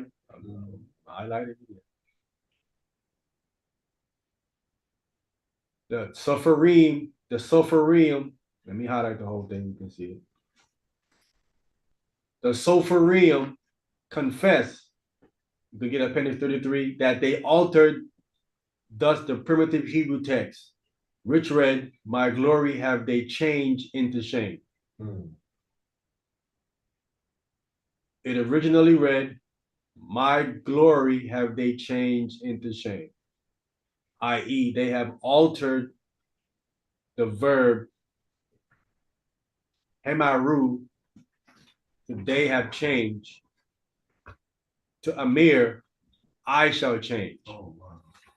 and to Kebodai, my glory, to Kebodam, their glory. This alteration was made from a mistaken reverence. It will be seen that the word therefore is not required. When we go back, let me show you. Because the word therefore is in italics. As they were increased, so they sinned against me. Therefore will I change their glory into shame. This word therefore is not needed if you have it correctly here. You just go straight, my glory have they changed into shame. You take out the therefore and just have this in here, the original. You don't need therefore. Okay. You just go straight to my glory have they changed into the shame. This is what they altered to what we have there. All right. And I want to get it in appendix 33 so we can see. And I'm gonna show you the Misora that they put around that was originally around the Bible. You need to see this. So the 18th emendations of the Sepharim. 18. These verses you see right here. These verses have all been altered. 18 of them. They have changed them. The Misora was appendix 30. That is to say, the small writing in the margin of the standard Hebrew codexes, as shown in the plate at the bottom of appendix 30, consists of a concordance of words, phrases, etc., safeguarding the sacred text. Let me just show you. Let me click on it and go. This is originally how it would look. This writing here around the text on the edges and at the bottom, this is called the Misora. It's a fence around the Torah, around the word in here. And in these little writings here, they tell you when they change things. And in the Misora, it also tells you what's the middle verses and what every letter is counted. They tell you how much letters is on this page. Every letter they count is in the Misora, in these writings around the text. So when they copy it, they count all of the letters in the next copy. And if your number don't match the previous one, they know you made a mistake. Oh wow. This is just how meticulous they was when they copied it. But they tell you when they changed it, and it's in the Misora. The Misora is called a fence around it. Wow. You don't see this in your Bible. They've taken this, they removed it. This is originally what they had to let you know when they changed different things. So we had all that in here? Yes, listen, this, what you see right here before you, this predates Christ. Wow. This is before Christ. They was doing this to the text. It was altering the text back then in some misplaced reverence for the Most High God. So we already had the Hebrew by the time Christ was here. This is after, yeah, of course. Yeah, come. Okay. Right. Yeah, they had the Assyrian. Come on. The Assyrian text. Okay. You already had that already. You know what I'm saying? Well, this reverence is what they've been doing is changing things. This is the Misora. They've been changing things. All right. If we had this, a lot of people would have more understanding of where they altered the text. Right. Wow. So now we hear this little part, right? A note in the Misora against several passages in the manuscript of the Hebrew states this is one of the 18 amendments of the Sepharim, or words to that effect. All right. The complete list of these emendations are found in the Misora of most of the model or standard codexes of the Hebrew Bible, and these are always identical, so that the total number exceeds 18, from which it would appear that these examples are simply typical. All right. So I'm stopping right here. We're going to go back. Just wanted to show you that they've changed different things. They altered the last part of this verse 7 here. All right, let's go back to Hosea chapter 4. Go ahead. Hosea chapter 4, we in verse 8. Come. Hosea chapter 4, verse 8. They eat up the sin of my people, and they set their hearts on their iniquity. See, they eat up the sin of my people, and they set their heart on their iniquity. What does this verse say? They're eating of the sin offering that they're not supposed to eat. And they set their heart on the iniquity. Can we get Leviticus? We need to get the book of Leviticus 6:30. Let me go over here and pull it. Leviticus chapter 6, and we need to get verse 30.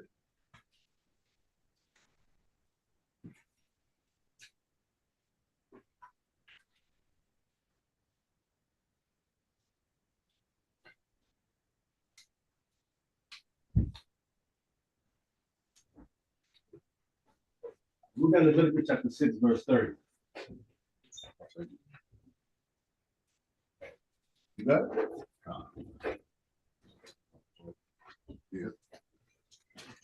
Leviticus chapter 6, verse 30. Come. And no sin offering whereof any of the blood is brought into the tabernacle of the congregation and reconciled with all in the holy place shall be eaten. It shall be burnt in the fire. Right? So no sin offering, right? No sin offering, we jump down to shall be eaten, right? And in between tells you about it, right? That comes to the tabernacle with all. So it's not should be eaten. Hosea said they're eating these things. They kicked the priests out, not following the Torah. So they're violating the Torah, and instead they're not supposed to eat that. They were eating this thing in Hosea. Right? Torah said not supposed to eat it. In Hosea chapter 8 says they eat up the sin of my people. Right? Now, can you eat sin? Let's get literal so we can, before they say that, oh, I'm interpreting it wrong. They eat up the sin of my people. Can you eat sin? Explain. If you eat the First, what is sin? food, transgression of the law. So you can eat that. Not literally, but Okay. Not literally so, but it says here they eat up the sin of my people. They eat of the transgression of my people. And they set their heart on their iniquity. So what are they eating? They're learning their ways, ain't they? Say what? They learning their ways. We were learning the ways of the heathen. We was turning away from our Father. Well, go ahead, brother. They digesting it, like learning sin. They learning it. Well, practicing wait a minute. it. So let's okay. Wait a minute. Practicing Wait a sin. minute. So you have sin is transgressing the law, the breaking of the law, right? Can't eat that. Because what is not sin that act outwardly, yeah. right? But you can Eat is something that goes in, in, but the sin is something that goes what? Out. Is it not? Okay, we're talking about taking something in, something that you do out. Well, wouldn't eating swine's flesh mirror that? Like that's What? That's dietary. I mean, that's dietary, but this is kind of like the spiritual You eating of the you eating it is sinning. It's the sin that you're doing. You're committing a sin by the act, Come. right? Come. Okay. That's physical. Right. If you're eating sin,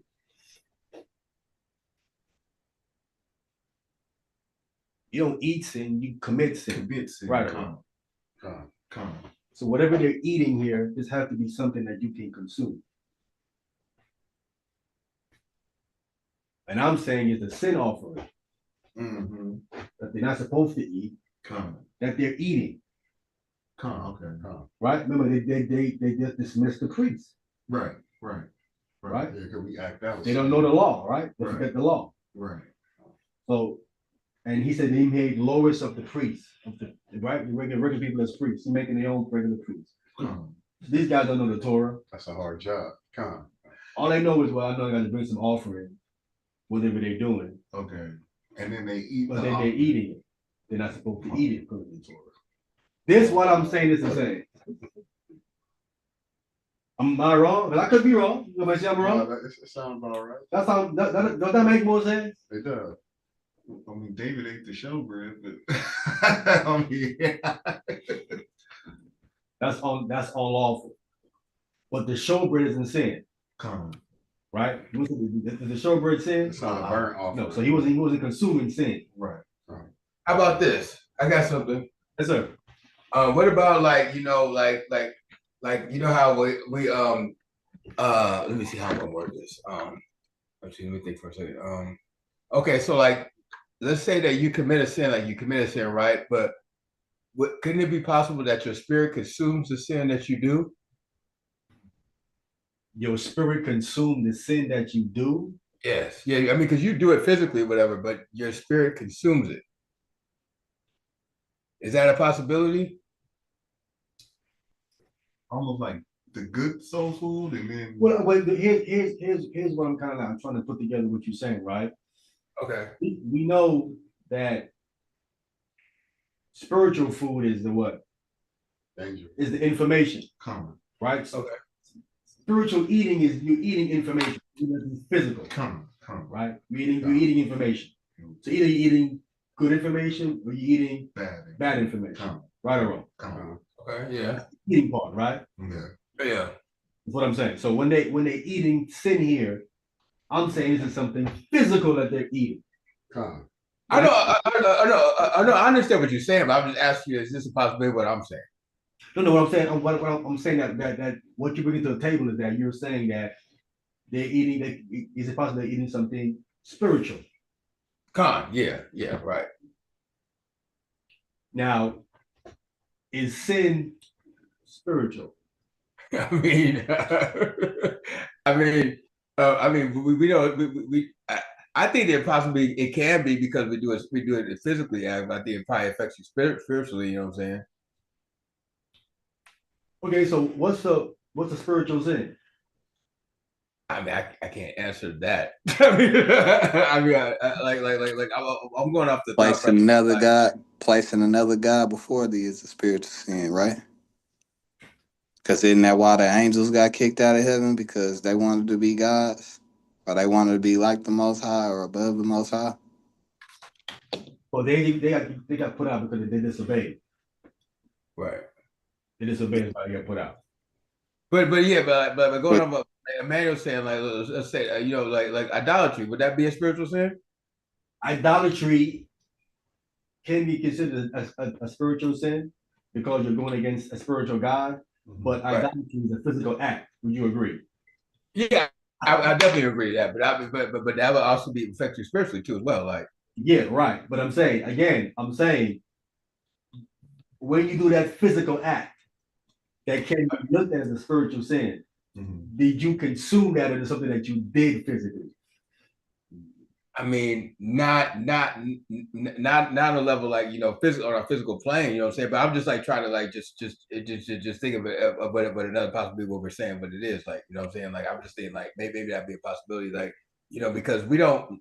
I mean, at least I don't understand like how things happen spiritually. You know what I'm saying? Like I'm just like just try to give another like definition of what that spiritual means. I mean, I understand what you're saying about the eating the show. I mean, eating the sin offering and all that stuff. I mean, that doesn't make kind of sense too as well. But like, I think that it might be a possibility that it might be maybe another possibility to the answer to this verse. Salakia. Open to it. Go ahead, Emmanuel. Didn't But- Amasiah come back and say, I forget what scripture it was, but what he saying, like if you think it's you already might as well have did the act. I'm talking about adultery. If you in your mind, you're saying. You saying. Wouldn't that be the spirit? Because that's your mind or your what they call it, your conscience speaking to you or whatever. I'm with you again, but again, is that something that you are contemplating in your mind? Did you eat that, or that's something that you fantasizing in your mind by looking at a woman in that certain thing? Well, that would be a spiritual act, though, wouldn't it? Yeah, but the question is, did you eat it first? Nah, you can't eat it, nah. Okay, I'm trying to say. So when you talking about eat up the But sin. nah, but then you asked again what was a spiritual iniquity. Yes, I agree. But I'm saying the one that you're bringing up, it's something that is already in you that you're playing out in your head. Premeditated. Right. Okay. This is from a different angle. So So let's say that we're reading the Word of God. We were studying our book. We're studying the Bible, right? Like, isn't that feeding the spirit? Of course. Okay, so that's what I'm saying. It's like that's actually like getting the Word of God or something whatever to you, right? But when you probably do a sin, doesn't that actually like feed your spirit in a negative way? So Because we understand we're reading words and all that stuff, whatever, in the spirit of Most High, whatever, but we're not actually physically eating it. No, you're not physically eating. No, you're spiritually eating. Right. But what I'm saying, like what my point is, like what I'm trying to say is that would it be possible, like if even like the aspect like that, we're reading the Word of God and it is feeding our spirit, right? So would it going to be possible if we're doing an act or doing or doing some type of sin? Wouldn't it be feeding our spirit that way too as well? No, I would. Sin isn't feeding you. I think what sin is taken away from you. Okay. I'm with you on that. Do you agree? Yeah. I would agree. I definitely would agree. with that. So Eating that's done to add, right? To nourish you, right? You eat because you're trying to nourish some part of you, either physical or spiritual, right? You want to do that. Okay. So if you eat in sin, you are not nourishing you at all. Empty It's calories. like eating poison. Empty calories. Dying. But when we physically eat, like let's say I eat like a bunch of donuts, like that's not nourishing my body. It's actually making me fatter. Empty calories. No, that's empty calories, But that's physical. Right, but it's actually gonna it affects the physical body, stuff like that. But I'm just saying like it's possible for us to eat physically eat something that's not nourishing to us too as well. Definitely. It actually would take away from our health. You know what I'm saying? Like, I was looking at an aspect like that, like when it comes to spiritually. I mean, even though it might be taken away, like our actual real spirit, because it's feeding us because we're feeding it like evil stuff. So like spiritual junk food. Yeah, like spiritual junk food. Like, you know what I'm saying? Like, would that be a possibility? Like, what the first made me saying, like it could be like affected like that, like you do some type of sin. Definitely, but what is it? What do you mean? What is it? I'm sorry. Like what? It would be. You said it's possible to eat spiritual junk food, correct? Yeah. In a sense. What is the spiritual junk food? I mean, I don't know, like what, like idolatry could be one. Act that out. Adultery, maybe. I don't know. You act out again. Huh? You have to act that out. Oh, okay. Go ahead, Isaac. Okay, so probably learning something satanic or something like. Okay. Be learning something that's negative or in the wrong way, out the way. Here's the problem. Here's the problem that's connected, right? Okay. I can learn the wrong thing, right or wrong. You can't. Yeah, Con. let's say I don't never act it out. What's the issue? Nothing, right? Sin is an action. Would you say yes or no? It is. But it's an action, correct? Yes. Something that you do, right? Yeah. Whether you want to say it's physical or spiritual, it's something that you do. Yes. Con. It's an action. Yeah, I know. You act it out somehow, some kind of way. But right? Hamashiach Yahushua said, even if you think it though, you have already committed sin. Yes, but did you eat it? Ooh. What I'm getting at. That's specific. You getting specific. That's right. That's what we verse 8. It says they eat up the sin of my Eat people. up the sin. Eat it. Okay. Well, I ain't really got nothing for that right there. I got it. Listen, here's my example of what I think y'all should Okay, no problem. Okay, go ahead. y'all should avoid. Okay. Would you say that Adam and Eve ate sin? Oh wow. Ooh, okay. Okay. God. I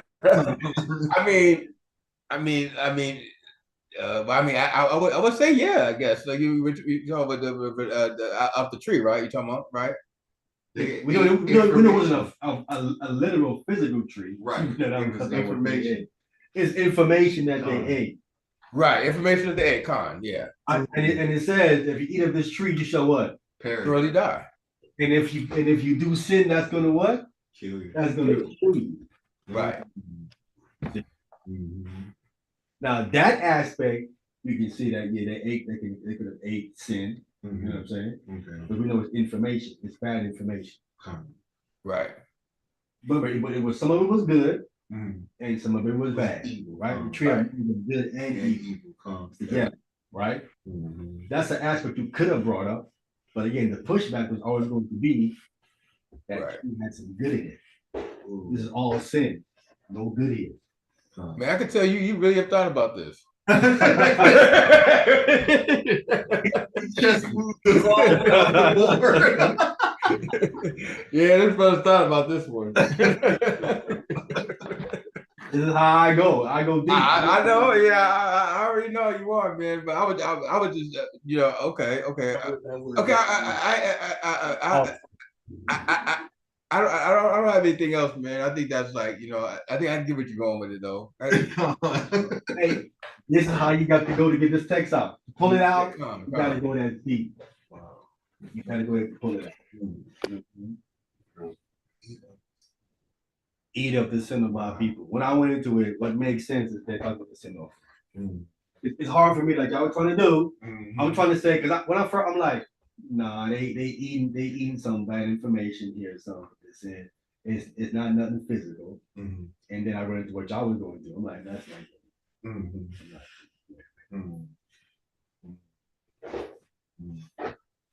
that's sin offering. We will say to be continued. I come later and say, no, I remember you brought that together. I got something for you now. What about this right here? So who was eating what Adam was eating Abel burnt offerings when he was coming with his He probably was. He probably was. Ooh, wait a minute. He probably was. You know what I'm saying? That the priest does that, right? and these new priests, so they don't even know what they're doing. They Yeah. put there is Yeah, Nintendo. because he would have the laws. You know what I'm saying? Come. He clearly had the law. But they bring in the first ling of the flocks. Come first. Cain just brought. He didn't bring the first fruit. That's always his problem. Come. So obviously we know that Adam taught them that. And Brought he just some waited old- with it. Old rotten fruit, probably. Yeah. Let's turn it into liquor, really. Just prune out of Yeah, I here. don't know what would possess him to just bring anything to the Most High. Though. You would think, nah, I can't do that. Cause we know he know better. We know he know better. We know that much. He was probably selfish and wanted to. Yeah, because if he didn't know, the Most High couldn't charge him with sin. He knew what he was doing with. Probably just didn't care. Huh? He probably didn't care what he bring. Could have been. Lazy and selfish. He was just thinking, hey man, you know what? Could have been. We need to test the Most High's patience and see. No, you wouldn't do that. Test the Most High. Do that. No, but he just didn't care. Yeah. Whatever the reason is, he didn't do the right thing in the end. And the other one, Abel brought First name was flocks. first with his flocks, that fat. That's what the Most High liked. He liked the smell of the fat. Well, the first, that's right. Or, That's another aspect we need to go into the Most High, because I always thought about that too as well. How is he smelling the fat of the animal?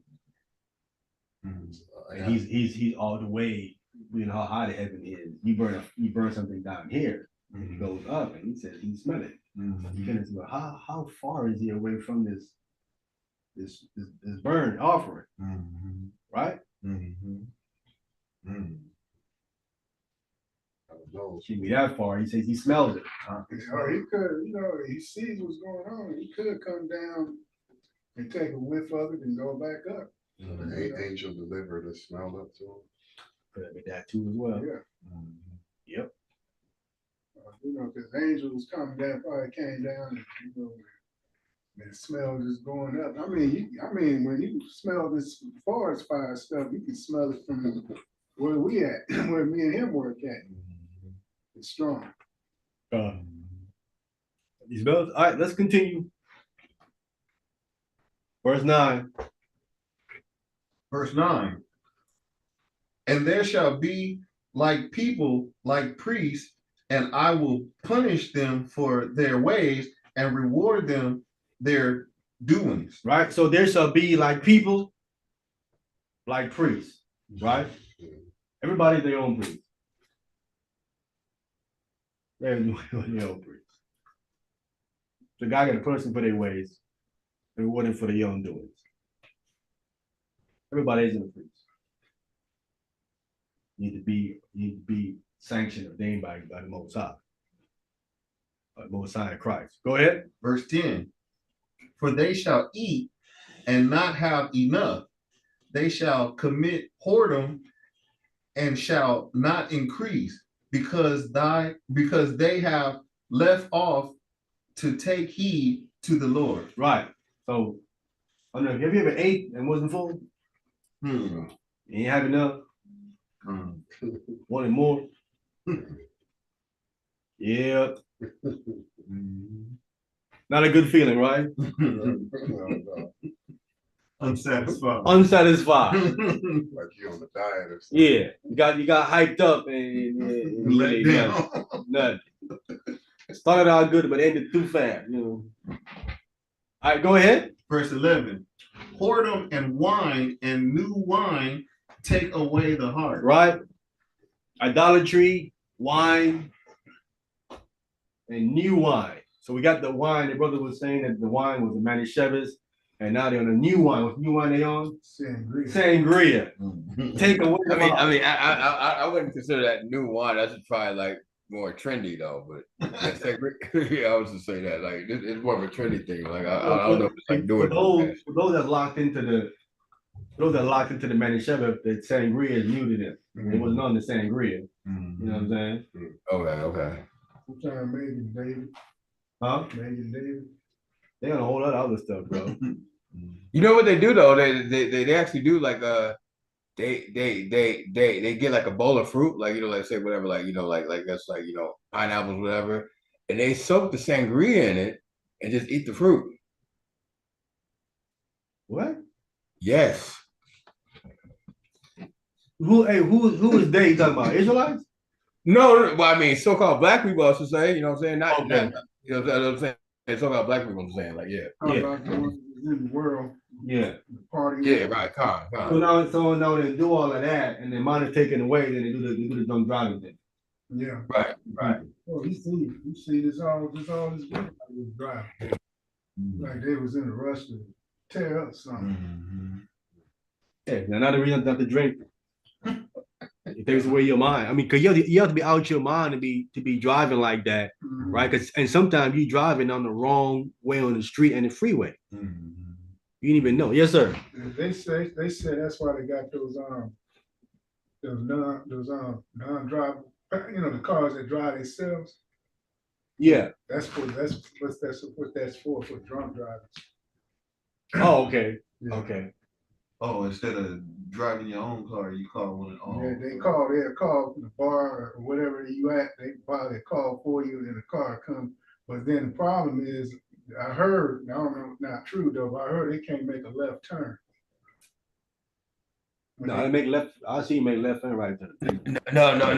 Those self-driving cars, they do pretty well. Like there was one instance like years ago where like got in an accident, whatever, but they fixed that. Okay. Yeah, they make any turn. Stop everything. Back up. Yeah, they do all that. They could do all that.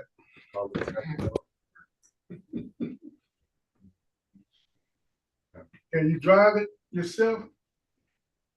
I think there's a function on there for you to take. Yeah. You do know Teslas. They Tesla cars come like that. You could drive it, or you could have do it on their own. Okay. Got a car. Don't do it on your. Don't do it on your own. That thing mess up his mind. Drive the car. Don't let the car drive Same itself. thing, you be trying to get out the car that, Mr. Gentles, I cannot let you get out right now. Yeah, don't do that. You never know what that car might want to do. And then you going back into the movies, bro. That's that movie stuff. That's what I'm doing stuff, man. Like you could actually like cut that option on and off, like if they do the auto driving on and stuff. Yeah, I'm always thinking of Ghost in the Machine. A demon jumping in the car, computer. Next thing you know, Isn't there a movie called that, something like that? yeah, huh? I thought so. Yep. That's why the car can't drive me. And some demon take over the car. Next thing you know, you in the wrong side of the freeway, wrong side of the street, run into a building. Are they gonna chuck it up and do that? The car malfunction, but you're dead. You know what I'm saying? The car malfunction, but you're dead. And no, sir. Break the window, hop out in time. Ain't gonna let you out. A seatbelt gonna strap you in, bro. You ain't going nowhere. You try to push that click button, release button. The release button ain't releasing nothing. Something malfunction. All right, let's go back. Who was reading? I was. All right, go ahead. Verse 12. My people ask counsel at their stocks, and their staff declare unto them, for the spirit of whoredom hath caused them to err. Right. So they ask counsel at their stocks, which is a block of wood, which is crazy. They ask counsel at their stocks. It's a block of wood, and their staffs declare unto them. The staff is an ancient thing. You don't know. In the ancient time, we had a staff. They're doing the staff. You do the staff on the ground, and depending how the staff lands, they give predictions. If the staff landed, instead of they do a little rattle, they might say, "Oh, it's gonna be an earthquake." Making stuff up, of course. I'll make this stuff up. So it wasn't like the Urim and Thummim. It was No. Okay. Sometimes they hold it up and let it go. And if you drop to the left, then it's a bad omen. Drop to the right. Again, this is all made up stuff. Flicking the coin. Yeah, right. This is what's happening here, right? And their staff declare unto them. They're not coming to the Most High, so they ask counsel at a block of wood. How does a block of wood gonna tell them anything? And how's the staff gonna declare to them everything? And for the spirit of whoredom, that's idolatry. That's all idolatry has caused them to err and go off. And they have gone in warring after a whoring from under their God. This is how crazy it is. We see this today, right? This is being done today. It's not nothing new, right? People having in some people's houses that you might not even know. Yeah, part of the houses where they go and there's a little shrine with some little statue, and they go bow down and pray to it, and they burn incense and all kind of crap to this thing. I seen this one day years ago when I was in the world. I seen this thing. I was like, man, what the heck is this dude doing up there? It's crazy. Yeah, dude lived right off of there for West Boulevard and Slauson. In his house, he had this little thing. He was, you in the world, you're not too sure what it is. You looking, you know, if something is wrong off about like it's, you know what I'm saying? I just feel like something is wrong with that, man. I didn't quite know what it was till I came in and I'm like, oh, that's what that dude was doing up in there. People in the hood is worshiping idols, man, right in their house. They have the little shrine built up and everything else. But yeah, but dude, we was doing that. We was, especially blacks back in the 70s, we was offering all kind of nonsense. In the Yeah, oh 70s. yeah. Huh. Everything, because I was just looking at Doc. I mean, how we was, you know, some black women would join a cult full of white women and a guru, and I'm like, yeah, there's a lot of that stuff going on. Facts. Now I know all our parents had them Buddha the statues. Yeah, my dad, my parents had a Buddha in their house. And then the neighbor around the corner told me, you know what to do, you gotta break that. That's an item. I'm like, okay. I started tipping it off. And then it started coming apart, and then I finally threw it out the house, the Buddha. And then my mom had a little short Buddha statue, big old pile. I'm like, what you keep getting all these things? I was smart to keep chipping at it. Eventually throw it away. Like it's old now. Come on. Don't get it no more. All right, go ahead. Verse 13. They sacrifice upon the tops of the mountains and burn incense upon the hills, under oaks and what is that? Poplars and elms, because the shadows thereof is good.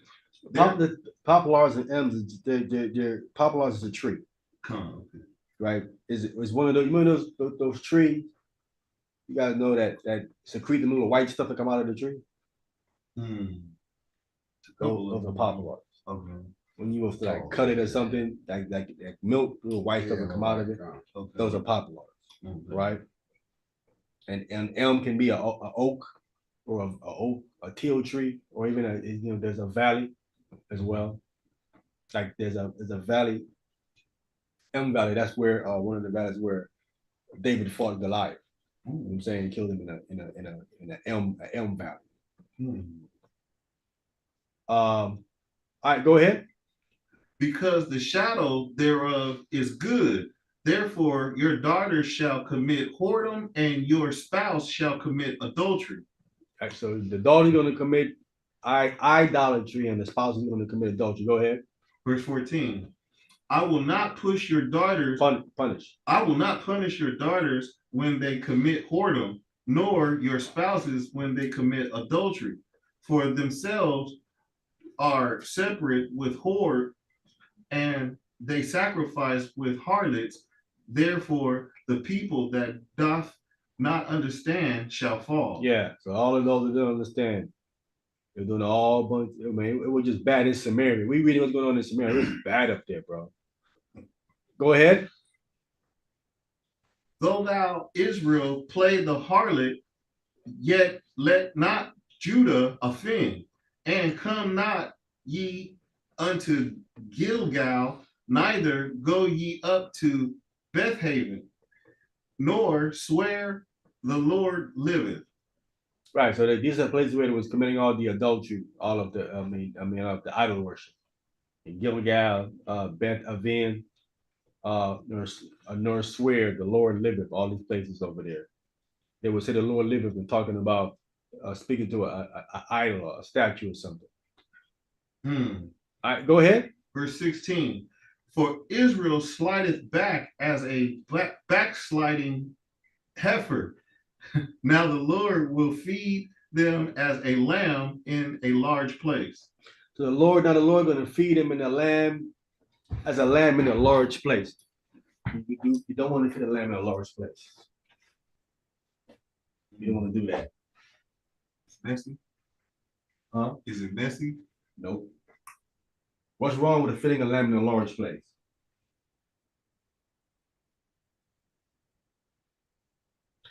Feeding a lamb in a large place it lacks protection. Oh, wow. You get attacked from everywhere. The place is too big for you to protect. You want to feed a lamb in a more smaller, condensed place where you can watch over it, right?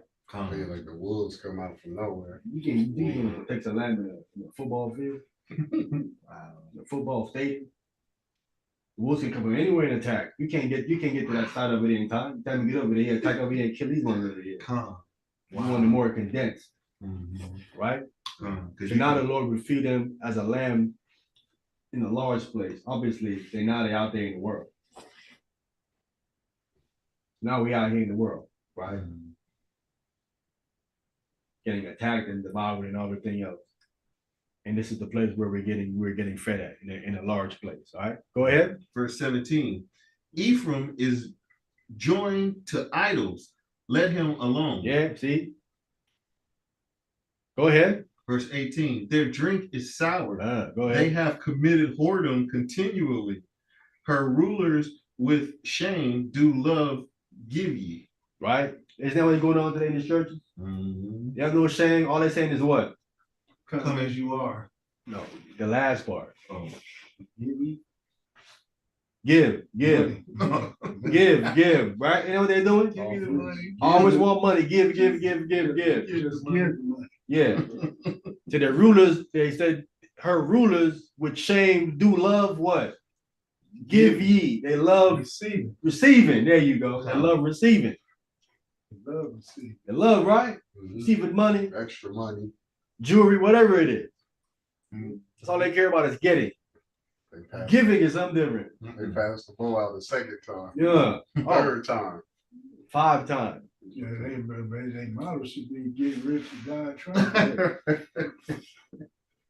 No, they ain't gonna die. They're gonna get rich and stay rich. Just give ye, give. Give the money. What you doing? You ain't giving? Lay down and get down. Yeah.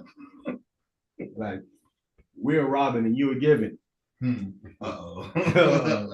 They won't even help you with a funeral. Yeah, What's no. their favorite scripture that Malachi 3, what 8 of those 9, those that rob God also rob me. Will a man rob God? You know, he had first in the state, African and national, international of the world. We don't rob God here. Brothers over there is crazy with their funny clothes on. All right, go ahead. Verse 19. The wind hath bound her up in her wings, and they shall be ashamed because of their sacrifice. Yeah, they're sacrificing and nothing is happening. They're not getting what they sacrificing for. Nothing is happening.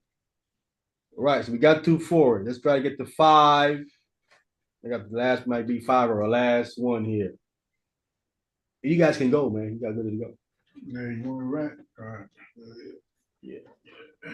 What you want? The sun should be down by now. Yo, it's been there. Oh, but y'all should have been with it. Y'all should have been there. You know, Nah, but you're in the spirit. You gotta get fed spiritually first. You know. Like that hungry. I mean, all right, we're gonna what get. you want? You want?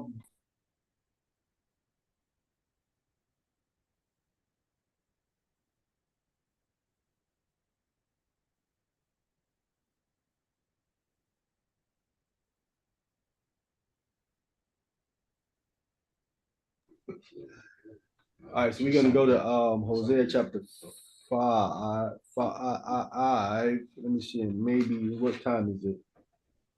We got time to do 6, maybe not. What do you want? Just something different, like even if it's, I mean, what the hell last time? Hey, I can read for you if you need me to. Yeah, Khan, you need, yeah, chapter 5, starting at verse 1. Oh, you want me to go right now? Wait, hold on 1 second. Hold on, okay. Let me know.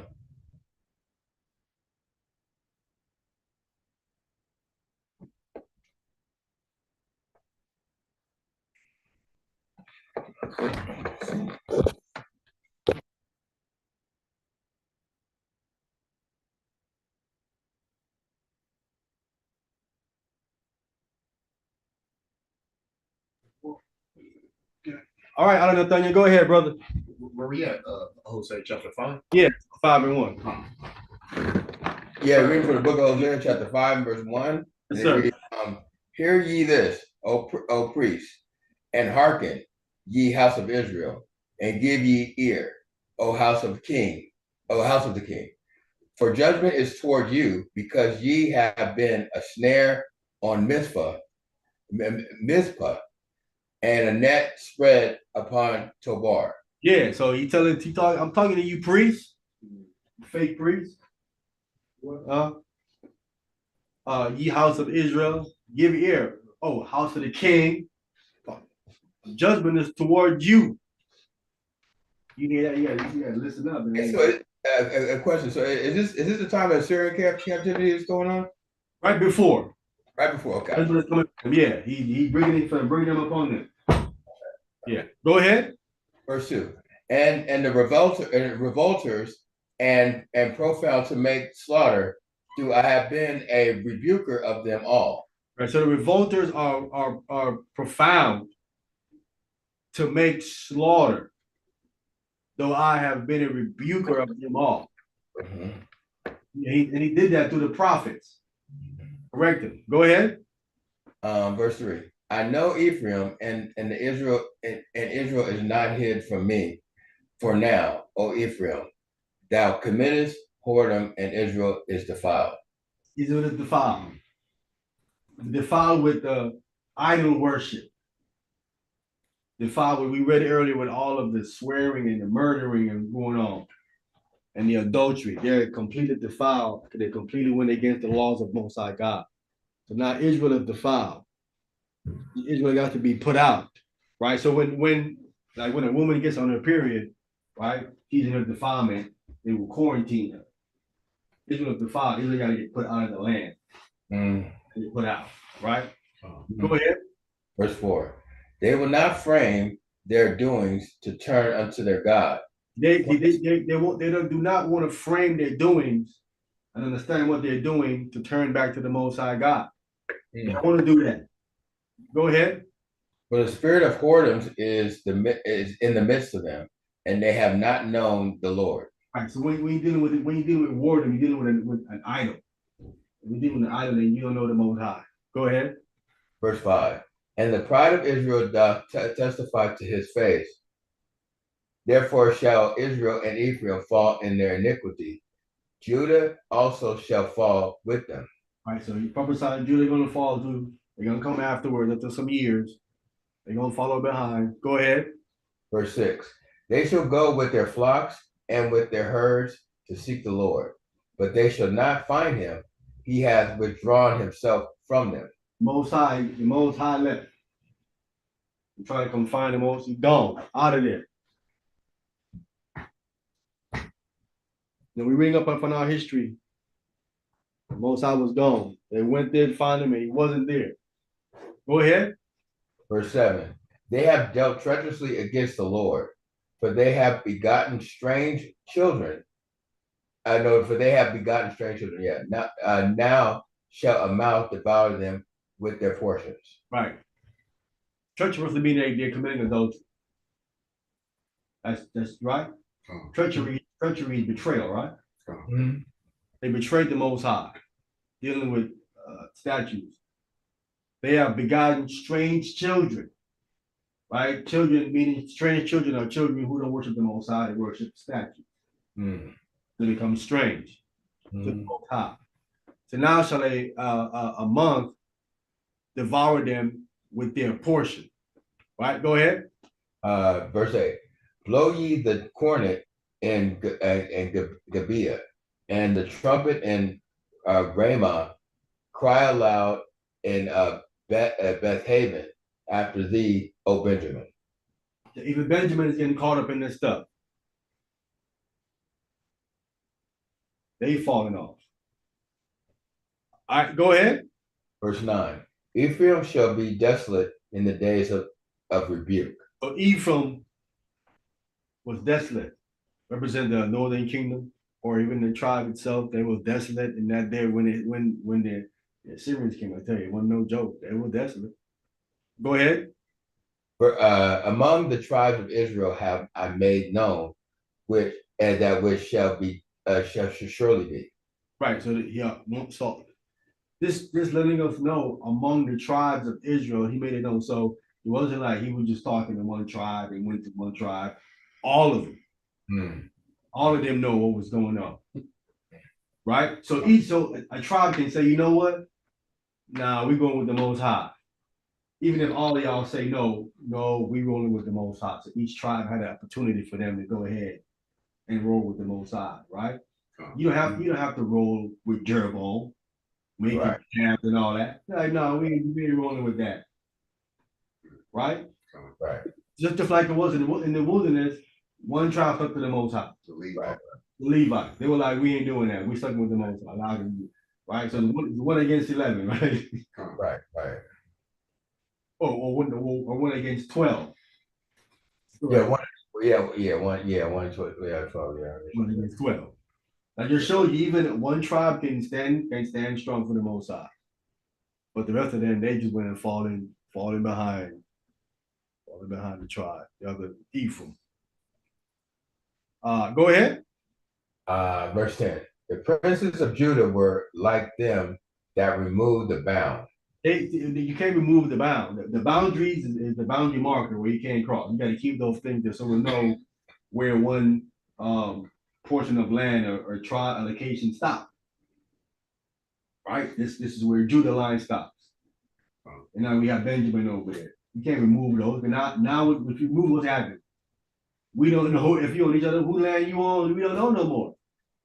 But Cain and Abel, Yeah, you can't remove the bound. They're there for a reason. Right? The prince of Judah was moving it. Don't move that. Go ahead.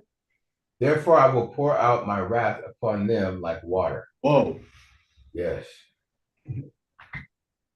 That's a lot of pouring out. Yes, it is. Pour it out like water. But again, you studied upon those Assyrians, bro. They were slaughtering like crazy, man. Mm. And that's what the Most High saying. Go ahead, Tony. You want to say something? so the 12 tribes all kept the same language, like they didn't have speak a little different amongst each other. It was all in Hebrew, and they all each other understood. For the most part, there was a time in Judges where they had like an accent, and even in the time of the Messiah, the Israelites in Galilee spoke a little different than the other Israelites. That's why when Peter denied Christ, the guy says, "Man, you from Galilee." Say, your speech give you away. Because your speech is giving you away. Because he knows his accent is giving him away. His accent gave Peter away. He really couldn't say much. But he tried to say he was from somewhere else. No, he's trying to say that he wasn't Jesus follower. a follower of Jesus. But he said, you from Galilee. Your accent gave you away, bro. Hey, can we get 2 Kings? 2 Kings chapter 10, verse 32 and 33. Let me pull it up. He was still in denial. Yeah, man. Like got one of them down south accents, like, no, Wood. You from down? I ain't from down south, man. Your accent gave you away, bro. This verbiage you use is giving you away.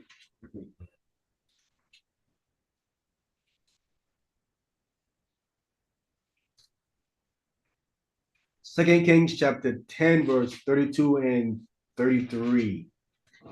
Yeah.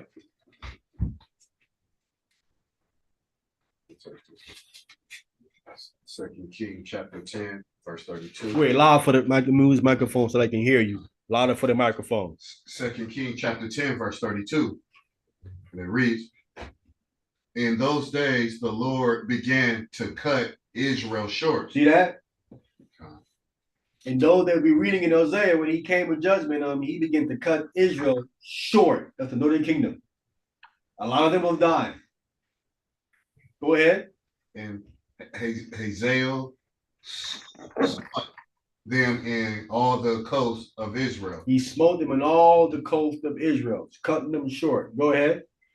from Jordan eastward, all the land of Gilead, Gilead, Gilead, and the Gadites, Gadites, and the Reubenites, and the Manassites from Eru, which is by the river Aran, Arnon, Arnon, even Gilead, and Gilead, Gilead, and Bashan. and Bashan. Right. So these are all the lands that was across Jordan, the eastward, right? These are the land we came out of the wilderness. These tribes was the one that got their land first, right? On the eastern side of Jordan. Then we crossed Jordan over and then we took the land on the western side. So the Lord started here. The Lord started to cut Israel short. So he started to cut the Gadites, the Reubenites, and the Manassites that's on the east side of Jordan, started to cut them short.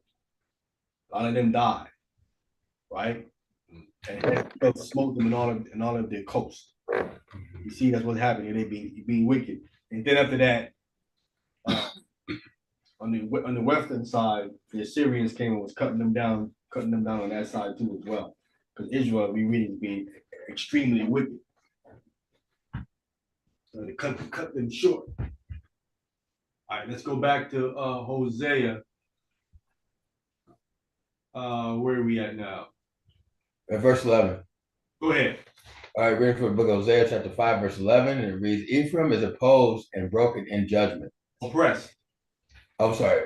Ephraim is oppressed and broken in judgment because he willingly walked after the commandment. Because he willingly walked after the commandment. The commandment of the king. And worship idols. Right, okay. Now I'm talking about the most high commandment. Right, he wouldn't be oppressed and broken. Right, exactly. In judgment. Following Rehoboam. Go ahead. Verse 12. Therefore I will be unto Ephraim as a moth, and to the house of Judah as rottenness. Man, be like you know how moth be bothering you? Yep. Just an irritation, man. And you be trying to kill him and you can't hit him. He's so small, you try to can't hit him. Most I said, I'm gonna be like that to Ephraim. Because I enter the house of Judah as rottenness. That's bad. Go ahead. Verse 13. When Ephraim saw his sickness and Judah saw his wound, then went Ephraim to Assyrian and said to King Jareb, yet could he not heal you, nor cure you of your wound. Right.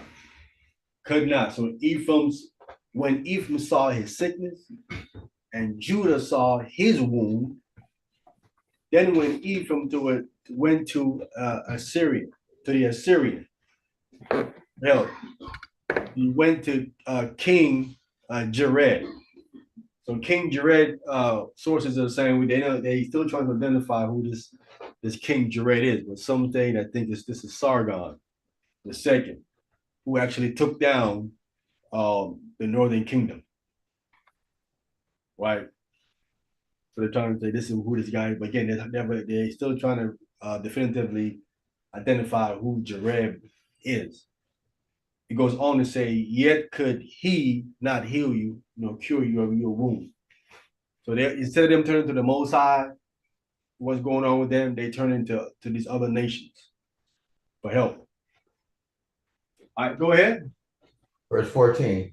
For I will be unto Ephraim as a lion, and as a young lion to the house of Judah. I will tear and go away. I will take away, and none shall rescue me. You rescue him. Rescue. So that's what the Most High was. That's what a lion moved. And as a young lion on the house of Judah, he was tearing them up. How a lion tear and go away? That's how he would do it. We have certain mercenary group that would come in and attack, kill certain people and flee. They constantly come in, all of it like moving like a lion does. Come in, kill and flee. Come in, kill and flee. I will take away, and none shall rescue them.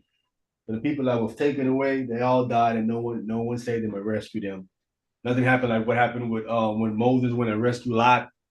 That didn't happen for them.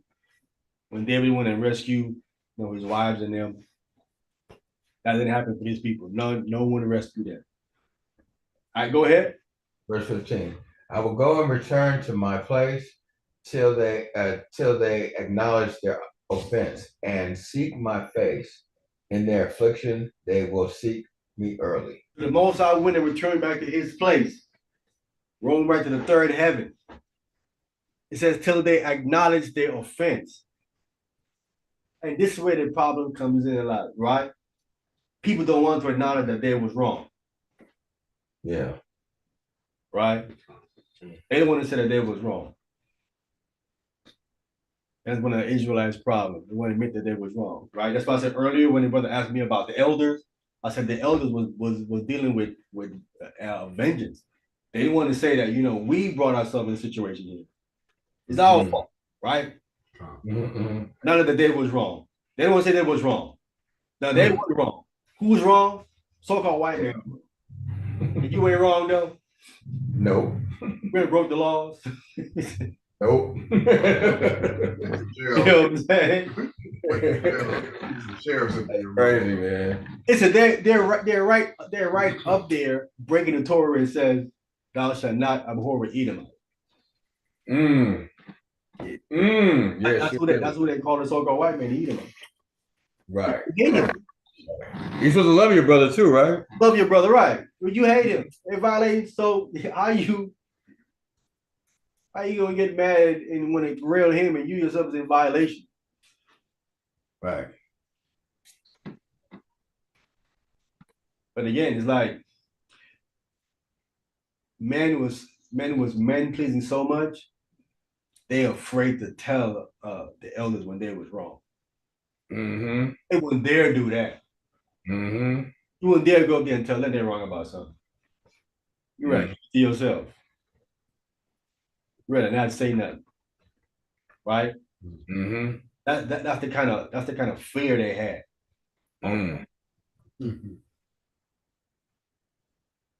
You're afraid to tell the other man that they're wrong. And that's why earlier we read about Ezekiel. You were the watchman. If you don't say nothing and that man died, right, what's gonna be on your hand? Right, yeah. Yeah. So don't say nothing because you're afraid to say something. and it happens a lot in them camps where they don't even say nothing. I'm talking about the people that actually know the difference. Like you're saying, they just don't say anything. Yeah, Khan. Like to Zaria, he know when Johanna talks about with your wife that's wrong. He gonna say nothing. He gonna say something. No. Right. No. He not gonna say nothing. Wow. You should speak against that. Yeah. Well, he just said it's something I won't do. That's all he said. All he said, "Oh man, I wouldn't recommend that." It's wrong. Right? Yeah. He's trying to play semantics and stuff like. Yeah, he playing semantics. Yeah.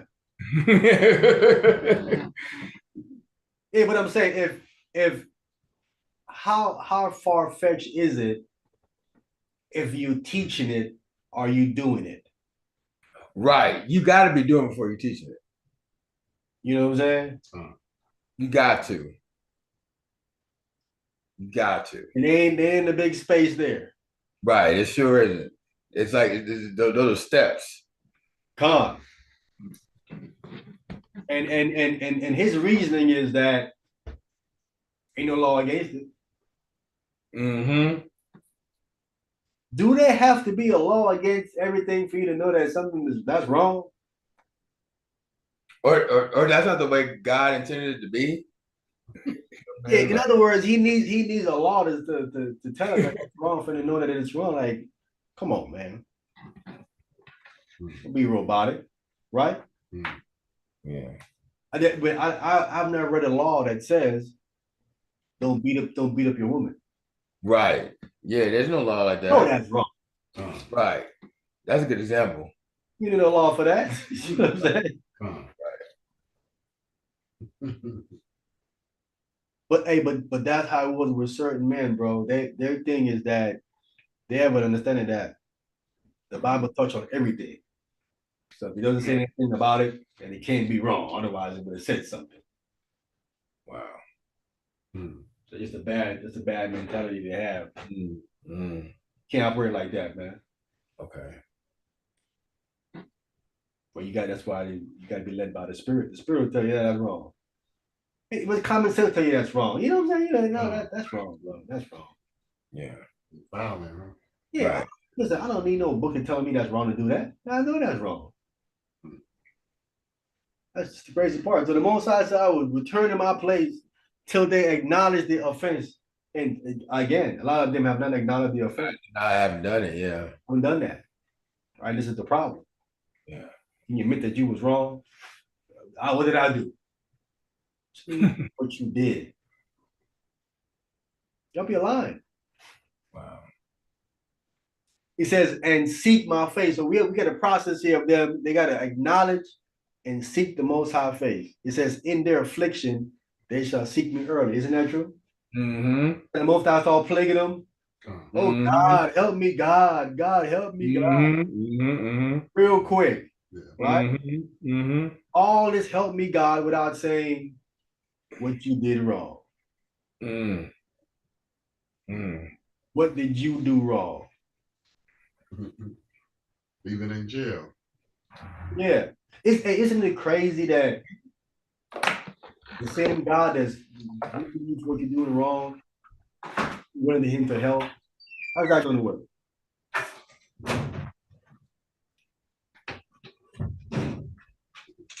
But you acknowledge him then, he ain't for that life. You gotta, he said, well, okay, well, I gotta first finish you. Right? And then you got acknowledge that you was wrong and repent and turn from that.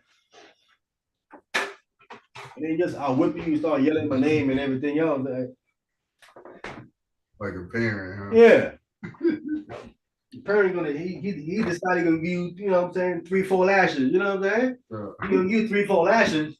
You cry to the first lash, doesn't mean he gonna stop, right? I know, yeah, I got the first lash. I mean, he ain't gonna stop me.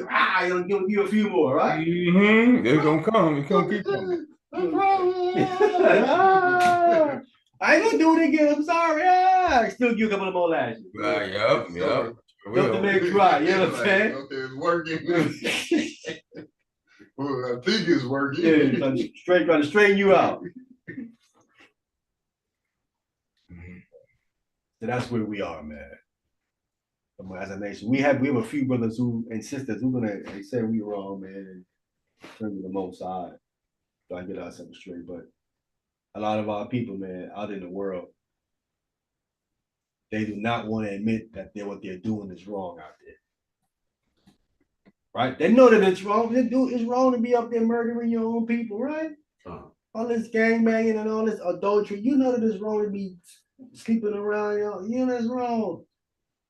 Acting like, you know, well, he doing it. So because he doing it makes it right? Or she doing it makes it right?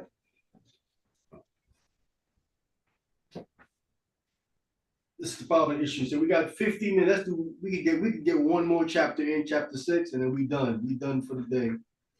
Last chapter here. We're gonna call it a night.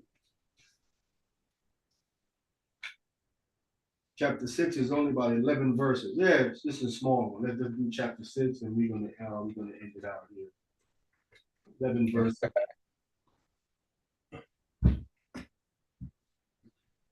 Last chapter we done. We all.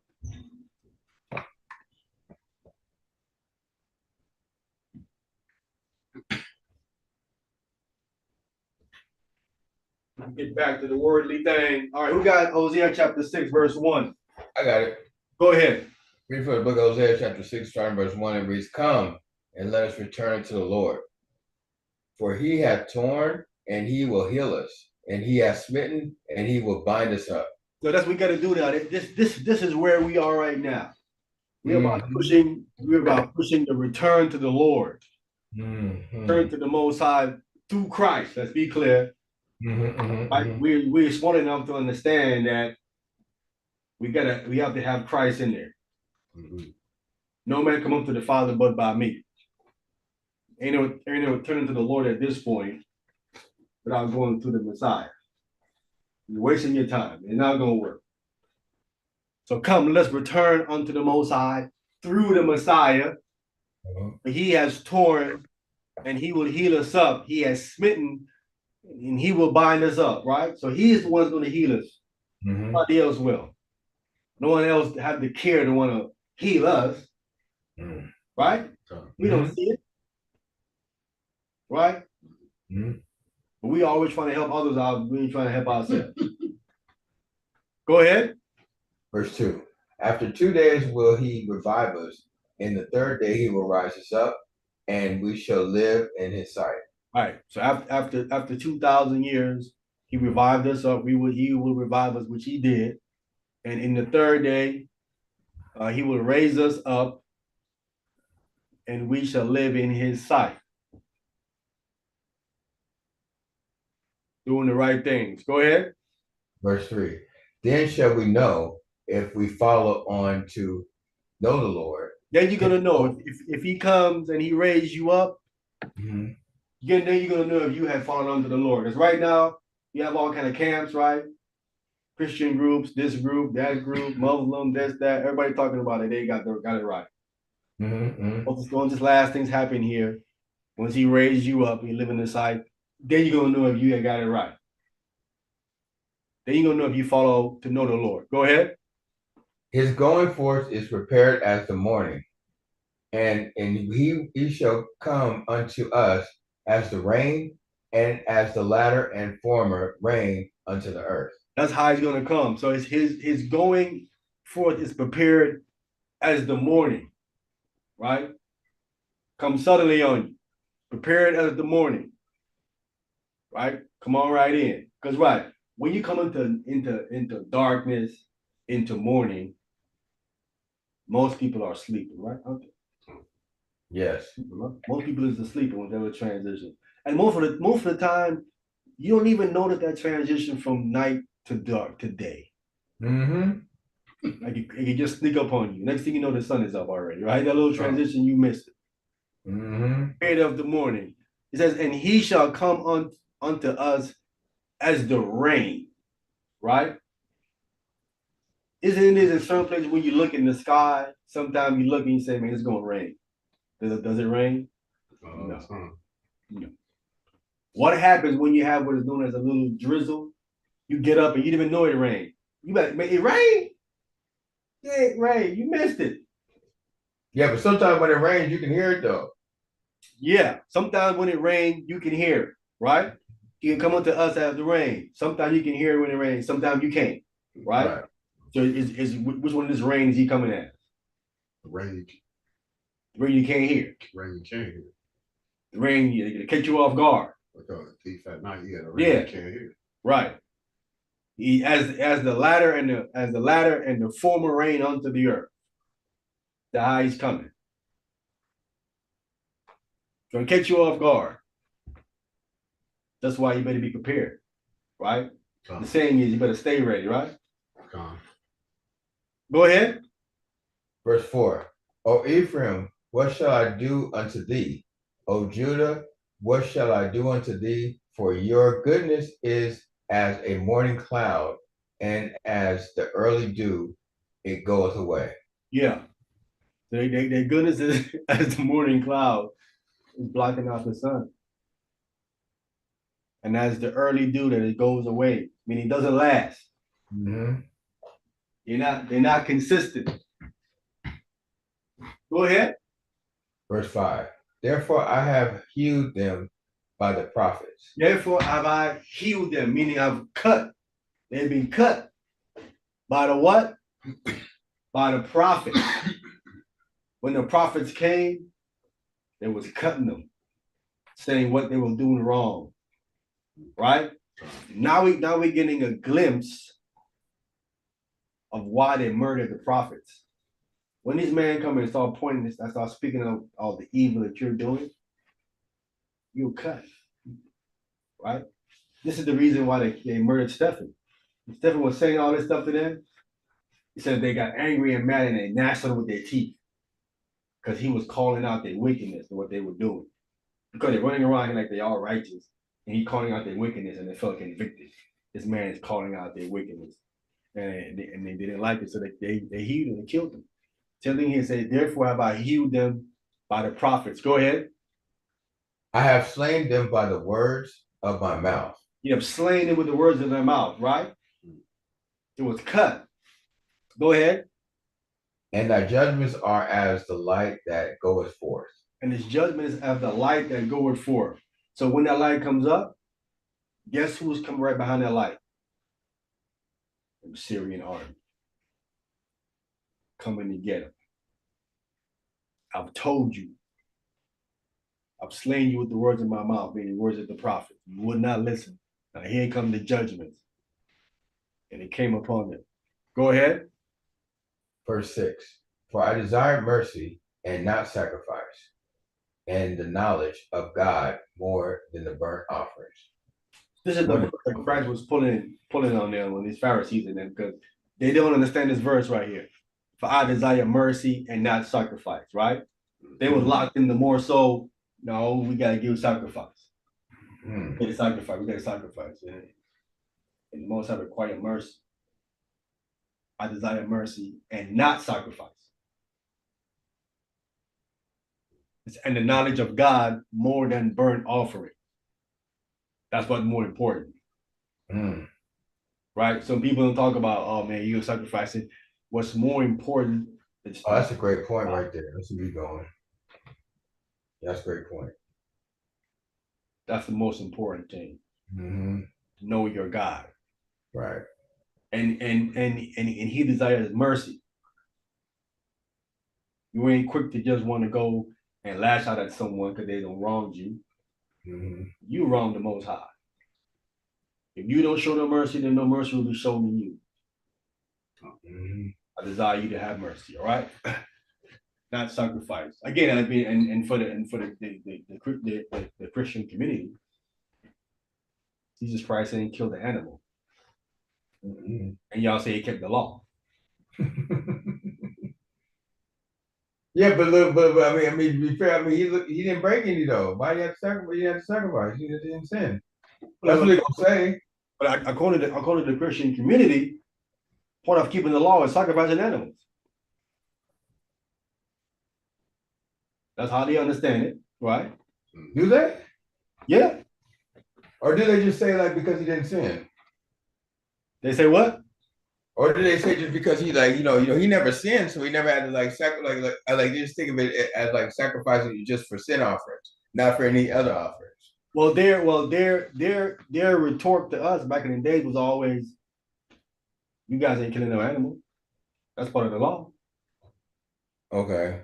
Right? Sacrificing animals, that y'all don't sacrifice no animals. I don't see sacrifice no animals. That was because we saying that we keeping the law. They say you keeping the law. We say we're keeping the law. We keep the high holy days and the Shabbat. Yeah, but I mean they going to like you're not Christ, so you sin, so you gotta do like something. I mean, I think they come with a spirit like that. They were like, you ain't do no sacrifices. I know you sinned. I know he didn't. He didn't have to. Yeah, well, if he didn't sacrifice, right? We following him, right? Remember, did Christ need water baptism? No, he did not. No, he did not. Did he do it? Yes, he did. Yeah. And we follow that. You know what I'm saying? Yeah, yes, sir.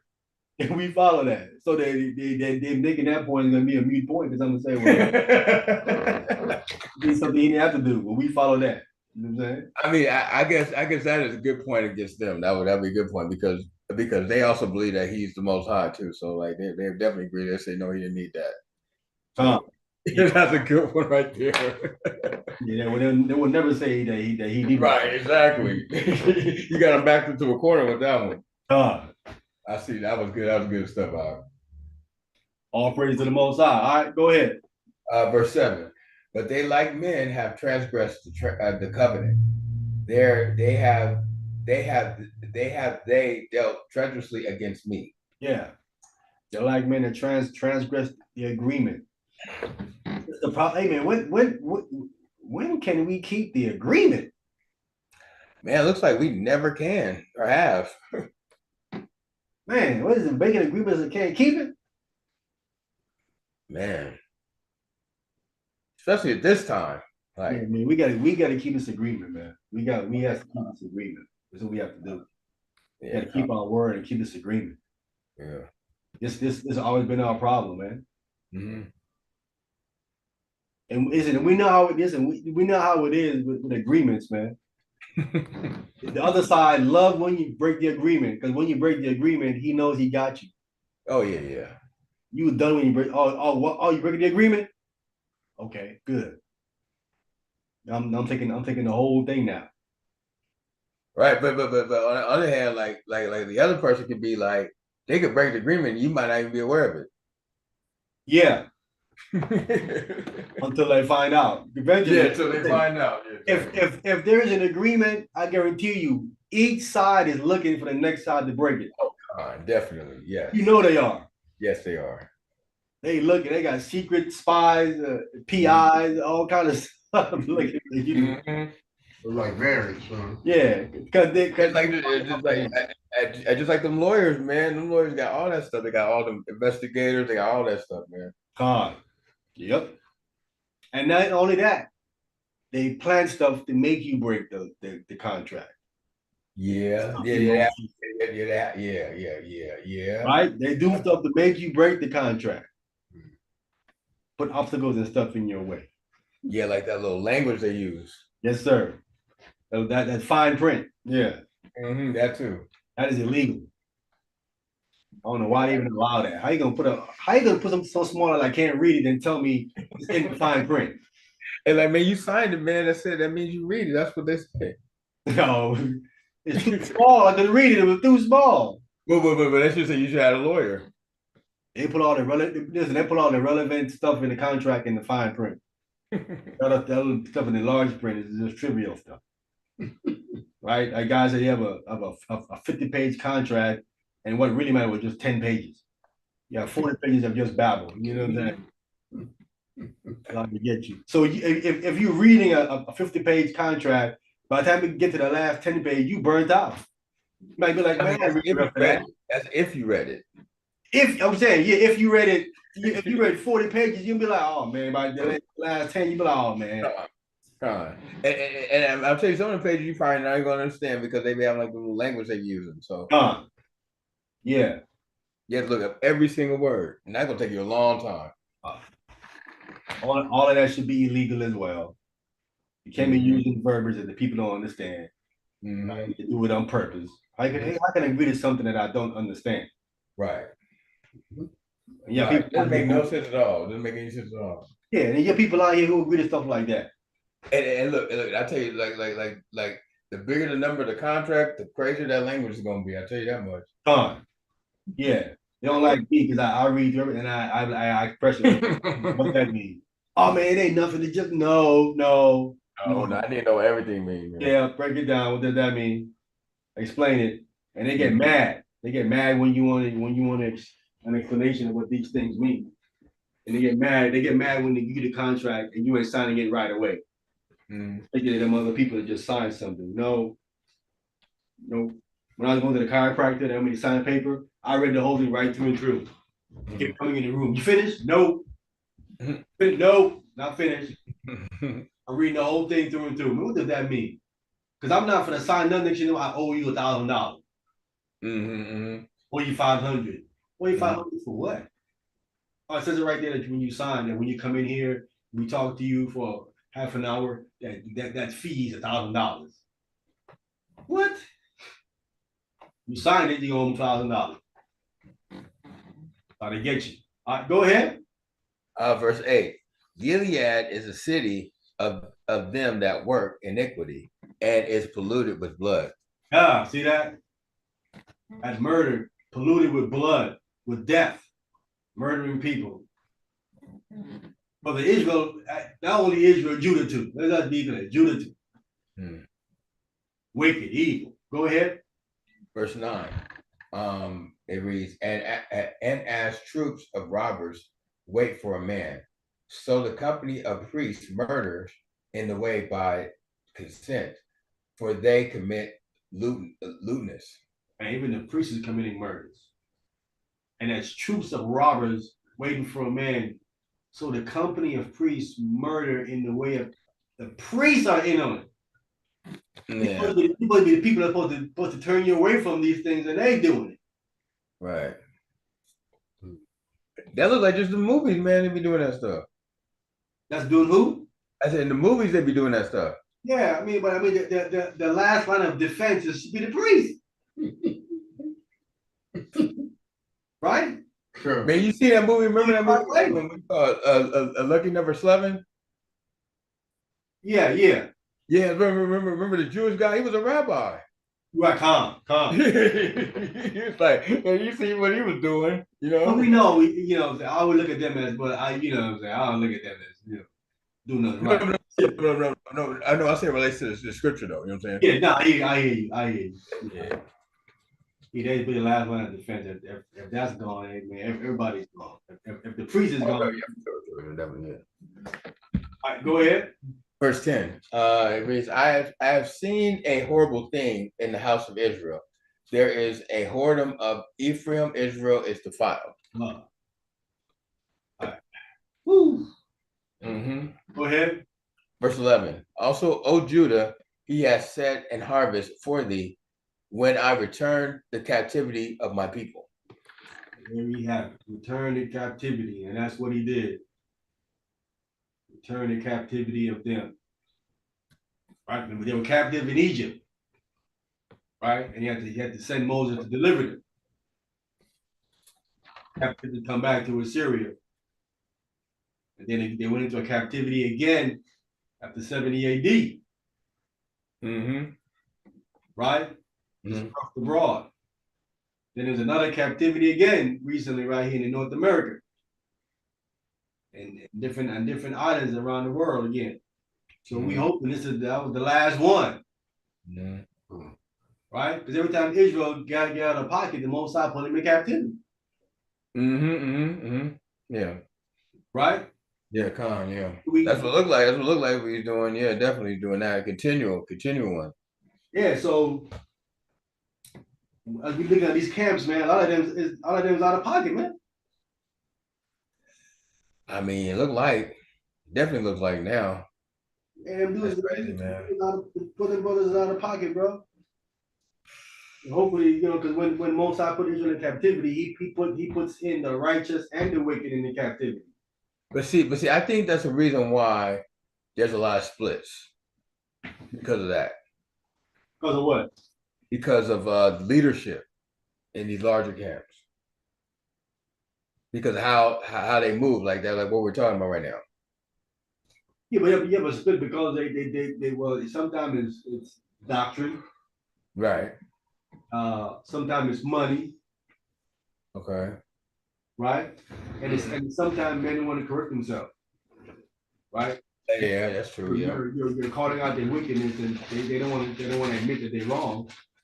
Right? They say they're above correction, so they don't want to admit that they're wrong. Yeah, man. You know what I'm saying? They do be above correction. A lot Yeah. of them. When I was coming up, the brother that taught us out here in LA, that started this LA branch, he started this petition where he had people want to sign this thing that he wrote up where he couldn't be corrected. He wanted us to sign it. Yeah, are you serious? Yes, so he wrote it up and he was passing out and certain brothers was signing it. Wow. Wow. You know wrong. Wow. Yeah, brother, that's the madness, brother. You're talking about contracts. That dude did credit one with his assembly. That's crazy. Yeah, man. He don't lost his mind, man. The brother was a good teacher and all of that, but once he Like when they start to go left, man, they go left. Wow. And they don't go left a little bit, they go left all the way. Way over the Wow. Wow. Yeah. That's crazy. That is. Yeah, this is what kind of going on with these camps, man. That's why you said there's these splits happen for all type of reasons, man. But it all boils down to the lack of application. That was the reason that Eleazar was calling out ex-deacon Akab. He's calling him up for lack of brotherhood. Where's your brotherhood at? You know all these precepts, but where your brotherhood at? What he was accusing him of. He said the scriptures, all that knowing scriptures ain't gonna save you. He said, but brotherhood will. He don't respond to that. But anyway, that's all we have, man. Thank you, brothers, for coming on. You always go around the room, some closing comments. Don't forget, next week, Gabar taking over next week. That's cool. Gabar gonna teach next week. I'm gonna have something in reserve just in case, because I don't know how long the lesson's gonna be. Okay. But Gabar taking over next week, and we'll go from there. I think we also meet next week too. I think we also meeting next week too as well. Yes, Saturday morning. That's right. Yeah. Meeting next week. All right, let's go around the room. Some closing comments again. Thank you, brothers, for coming on. Story Allah Nathaniel. First of all, I'm gonna give all praise and thanks to Most High Yahweh, to the Son of Mashiach Yahushai. Want to thank you, brothers, for having me on. Want to thank you, brothers, for allowing me to be part of the brotherhood. Want to thank the Most High for allowing us guys, brothers, to got the message. Want to say good lesson, brother. I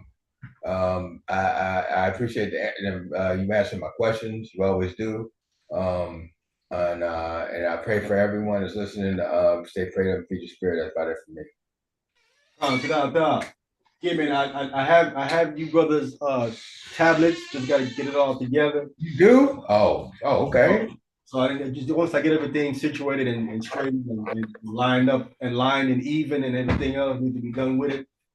I'll let y'all know. You know what I'm saying? Sounds good. All right. Emmanuel. I don't want to say, give all praises to Yahweh by Hashem Mashiach Yahushua.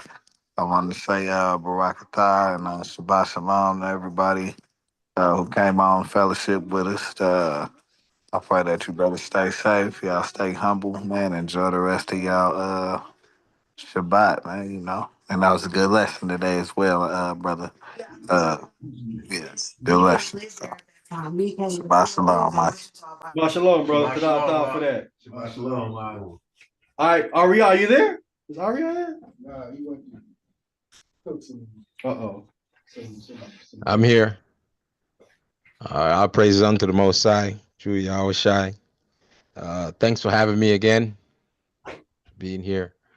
Thanks to all you brothers. Good to hear from you. I say that. Khan, man, brothers, yeah, man. Thanks for coming on, brother, man. Brothers ain't hear from you in a while, man. So it's good to have you on, Al. Definitely good to have you on, man. Glad to hear. Yeah, definitely, man. Again, hey, man, Aria, you know, I'm going tomorrow morning. I don't know if you're interested. Yeah, hit me up. Hit you up? Yeah. Hey, did you go to the open thing this Tuesday? Cause I forgot again, man. No, I didn't go out. Nor did I go today either. You missed today too? Yeah. What about this Tuesday? It's gonna be open again? Yeah, it should. No, it's not gonna be open this Tuesday. Not until the following. Oh, okay, not till the following Tuesday. Yeah. That's gonna be the 4, 5, 6, the 8th. About the 8th, huh? Yeah. Okay, are you going? I prefer to go mostly. I mean, we could go out there if you want to. Just hit me up or something. It's probably less. I don't think that lady that does the juice, she's out there on Tuesday. She's only out there on Saturday, she said. Yeah, but the problem with the Saturdays, you know, you got buy and sell thing on the Saturday is the thing. Yeah. Buy and sell thing. It's the tricky part. But again, even though we're doing good for the Sabbath, you know, that's healthy stuff. Yeah, she's only out there on the Sabbath, man. And a lot of those vendors ain't out there on Tuesdays, but there's a few of them out there on Tuesdays. Okay. All right. Let me see. Hey, I'm about to have to get her information, man, and try to see can we get something, purchase something, a different day than Saturday then from her, All right. like that. Yeah, get her information, man. Probably order from her. All right, yeah, ta for that, brother. Hey, man, again, if you get a chance, man, you look at my Nisa Maxima for me too. Yeah. Okay, brother, ta. All right. All right, with that, man, thank you, brothers, for coming on again. Gabar, go take it next week. We meeting next Saturday in the morning again. And y'all stay tuned for y'all tablets, most I willing. Got together for you. With that, man, we say this shalom, Aki. Shalom, brother. Shalom, huh? Shalom,